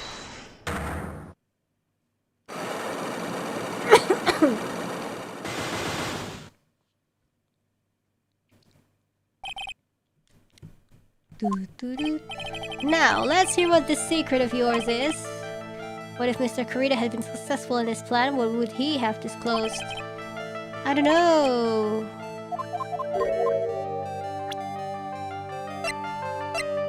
The camera. Take that! Someone used this camera to secretly film Mr. Kurita's room the night of the murder. Secretly film? What? And then sent the images the camera took with this transmitter. Wow, but dude, where was this camera you're talking about hidden? Take that! The spy camera was hidden in this bear's eye. A bear that was supposed to be a present from a fan. Oh, just one? I guess Juan had a few of those kind of fans too, huh, dude? Actually, I wouldn't say this bear was a present from a fan. You sure, dude? Who else could it be from? The person who gave this bear to Mr. Kurita was... you. Take that! Mr. Engard, don't you know this bear from somewhere? I don't think I've ever met that Mr. Bear dude before, dude. But he says he knows you. How could you forget such a great friend? What else did the bear tell you? He says that the one who put the camera in his eye was you, Mr. Engard. If I didn't know how you work in court, I'd think I was in some serious trouble. Come on, this is all a joke, right, dude? You're just pulling my leg. Looks like you're not ready to give up your secret yet. Well, do you have any proof you want to show me first? Here is proof that it was you who put the camera inside the bear.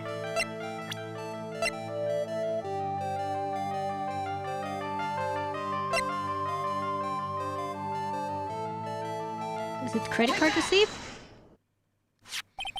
I have here one credit card receipt, Mr. Engard.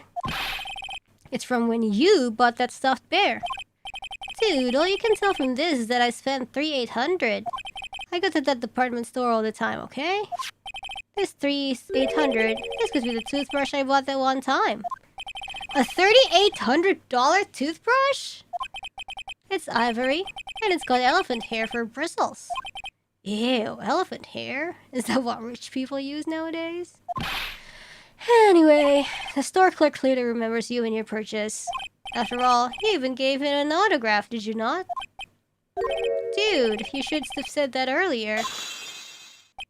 Okay. So can I ask you one thing? Yes? You're my lawyer, right, dude? So if you are, then why are you looking into stuff like that? Because if I don't know the truth, I can't help you.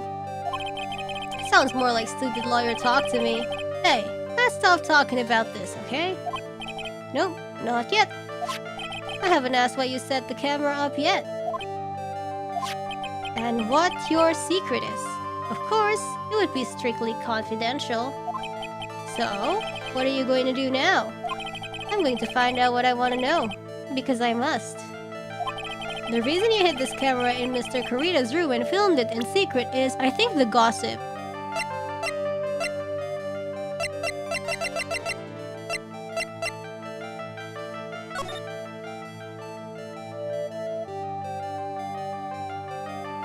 It might be the gossip. Adrian Andrews? There is a rumor going around that Mr. Andrews, Ms. Andrews, and Mr. Kurita were having secret meetings. You, who was keeping tabs on Mr. Kurita, you were going to reveal this as a fact and turn it into a scandal. Isn't that right? Dude, you can't be such a moron. Huh? Oh man, Mr. Lawyer dude, that kind of scandal. That's the good stuff. That's what we in the industry call juicy. The good stuff? Juicy?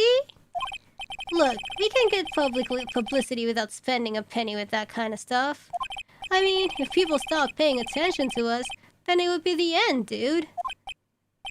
Too bad that wasn't your intention. What are you talking about? I wish your reason for spying was something so innocent. But it wasn't. You didn't spy on Mr. Kurita because of Ms. Andrews. Then there's only one reason I can think of for you to do such a thing. The real reason you set up that camera in Mr. Kurita's room was... I don't know.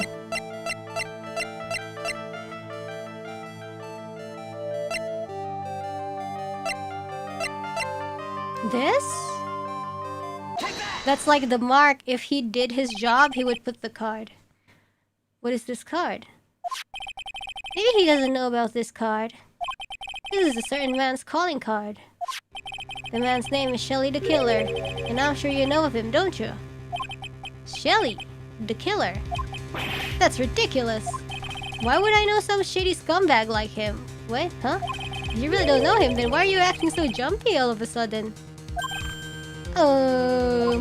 This is it. I'm finally starting to get to the truth. I can't afford to make any more mistakes now. Why are you calling him a scumbag? I know why you know Mr. the Killer. It's because you're his client.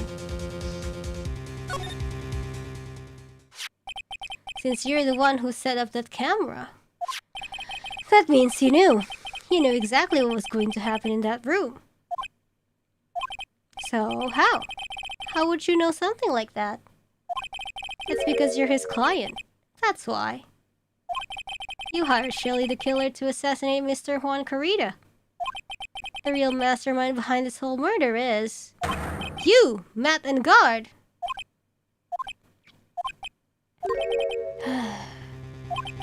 And here I was, trying to be a good boy for you, dude. I thought if you didn't know, you'd be able to do your job without feeling bad. Well, that's what I thought anyway. Mr. and Guard, you really did hire... Hold on a sec. I'm gonna consult myself, okay? Consult myself? Well, I guess it's probably about time anyways. About time for what? I think it's time for you to... what? Oh, okay! Whoa! Whoa! What? Okay? How do you do, Mr. Lawyer? I'm Matt and Guard.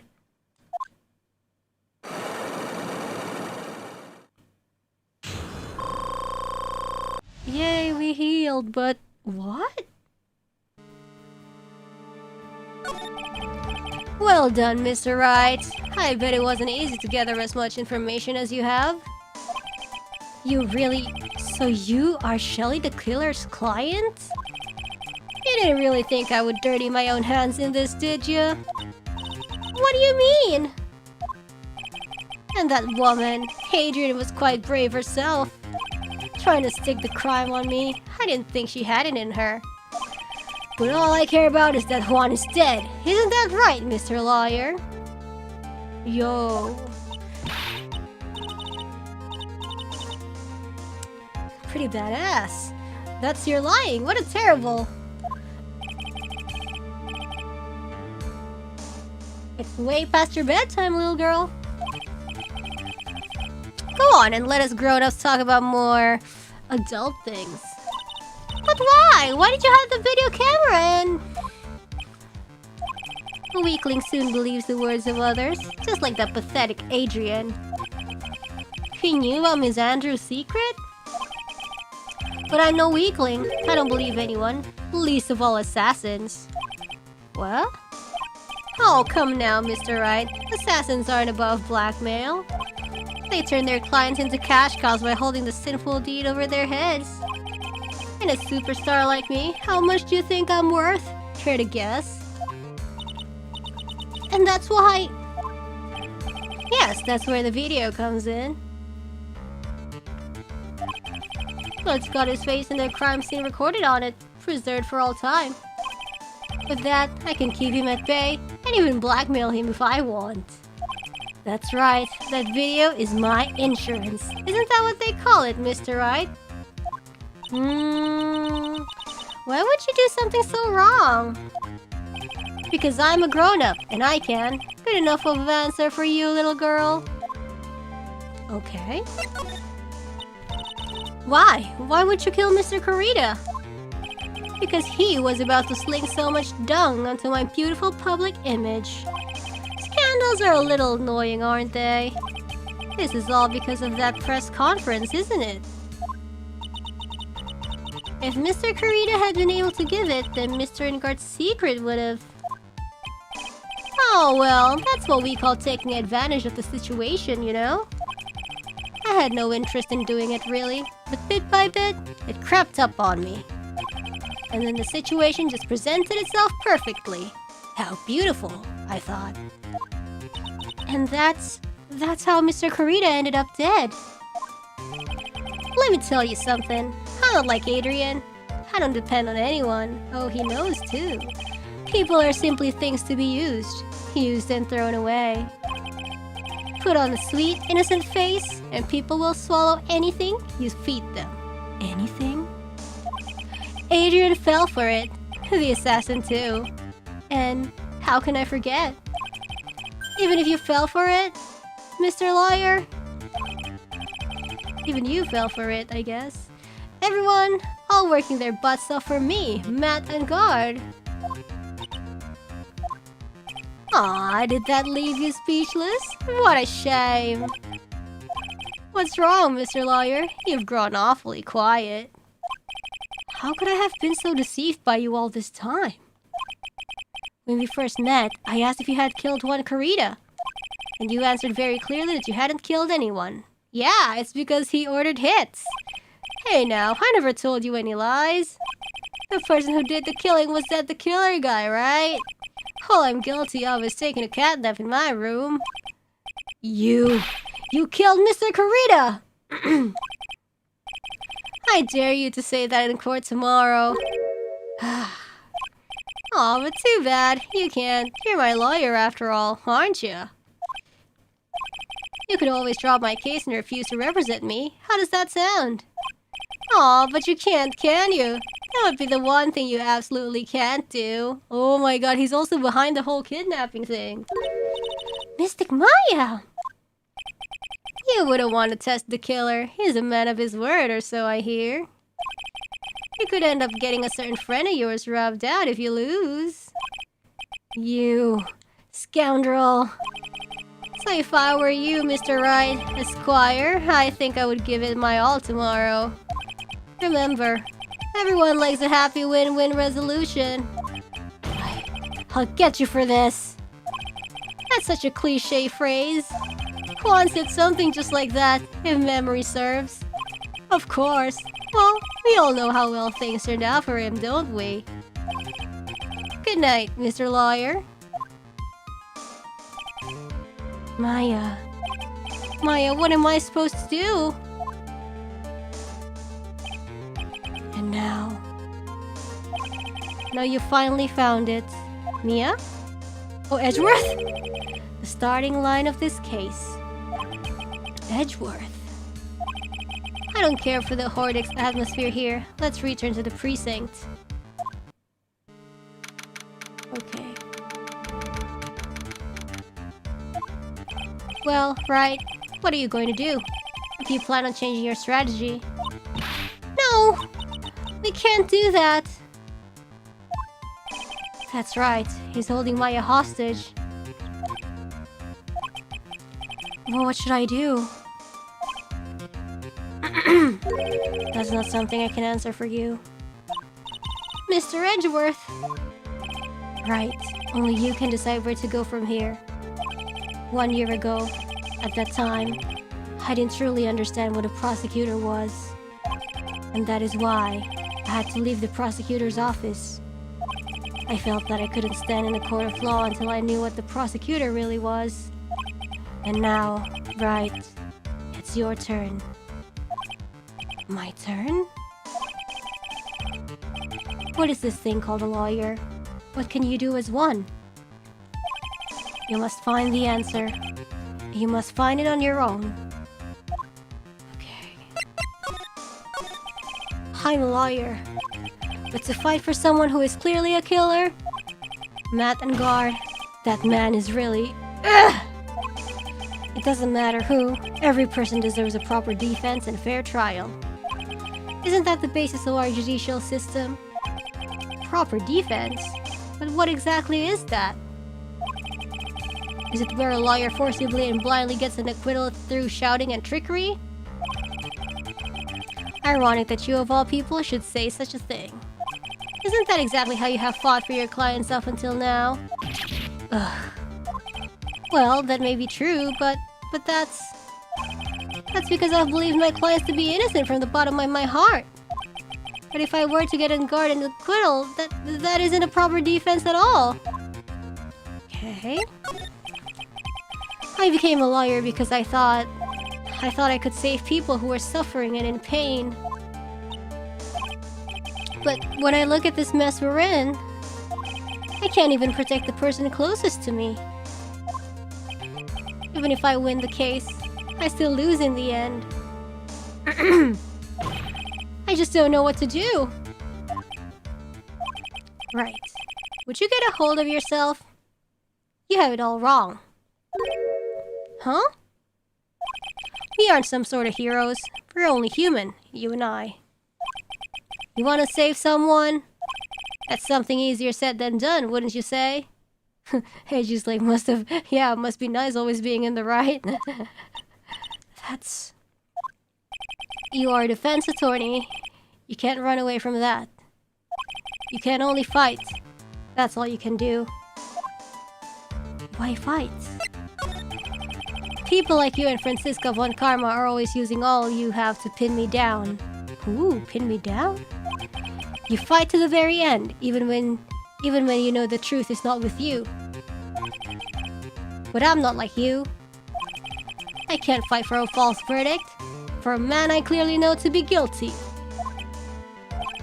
Francisca, she fights for herself.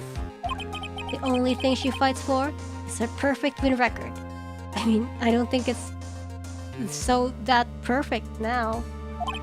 And isn't that the same as you? Isn't that why you ran away a year ago? You're still mad.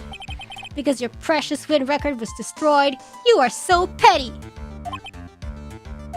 I see. Now I understand why you despise me so.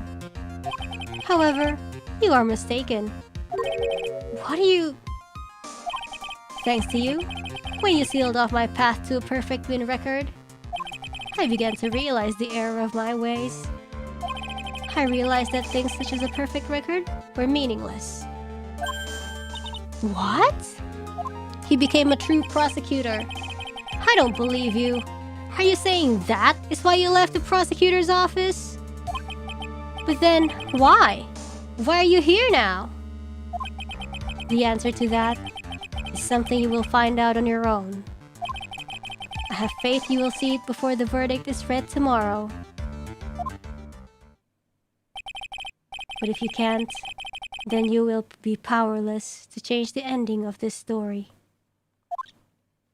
Damn. Ooh. Mr. Nick, the transceiver! Oh. I'm sorry for what happened earlier. Now then, Mr. Attorney, do you wager you can obtain an acquittal tomorrow? My. What is the matter, Mr. Attorney? I don't sense your usual anger this time. Tell me, please, why are you holding Maya hostage for Mr. Wingard's sake? Why are you doing this for that cold-blooded killer? Right. Please don't misunderstand things. He is my client. Don't toy with me. A man who hires an assassin is just as much of a killer himself.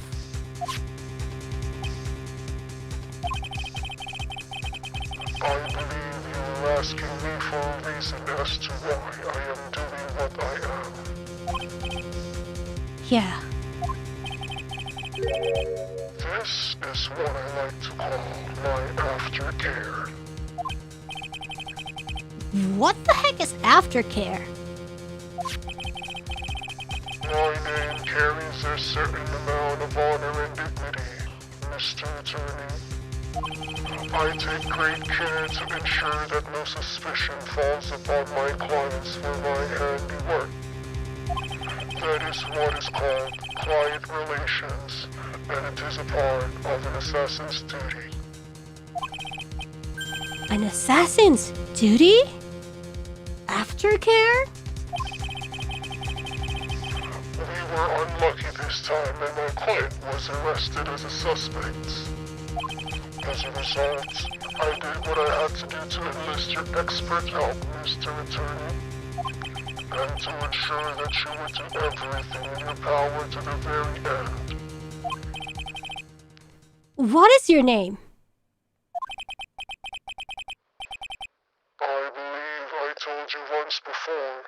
However, You did. But... my name is the Killer. Shelly the Killer.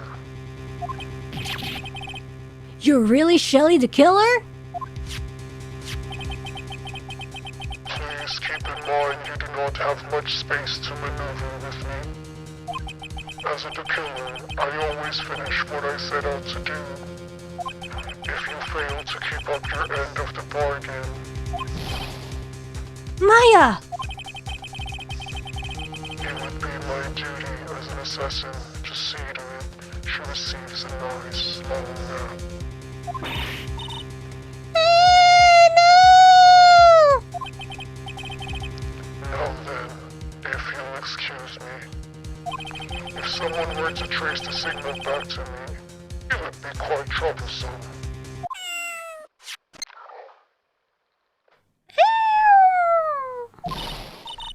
Mystic Maya! Mystic Maya! Shoo! I don't know what to say. Did you hear that? At the end of that transmission. Huh? Oh, that. It sounded like a cat. A cat? It can't be. That cat. Can it? What is it? I know where Shelly the Killer is holding Maya hostage. Yeah, we kind of figured that out. We saw the cat door. Or dog door. Edgeworth, have all police units head for Guard Mansion immediately. Alright, you hurry over as well then. Don't lose hope yet, Pearl. The fight has only just begun. Yeah! Okay. I'm gonna override over this, and then I think I should continue this next time. You guys think this should be good? Because then we will get the killer stick, and then we go to the trial. Yeah. I think it's very good. Shoo! My favorite character. Yeah. Alright, seems like a good spot. So we get a little bit of investigation and then straight to the trial. Yeah. Thank you so much, guys, for watching Ace Attorney. I don't know. I really want to finish it this or next week. Please let me do it. Oh my god. Because I want to finish this in December. Yeah. And Super Chats will be right at the beginning of next stream. Thank you so much, everybody. I'm glad you guys are invested with this whole the killer thing. Yay! Oh, Sleeping Sarah, happy birthday! But yeah, I'm gonna have a rest and then I'm gonna sleep. And then we're gonna sleep. And then we're gonna continue the real final. Hopefully the real final. Okay? Yay! Okay, bye-bye guys! Terima kasih perhatiannya. Thank you very much for your attention. Salam merakyat, everybody. I hope everyone has a good night. Bye-bye! Yabe wa ashita nasasou ne. Maybe tomorrow no yabe. But we'll see. I will make it up to you when I'm more healed. But yeah. Maybe night stream instead. Bye bye, guys!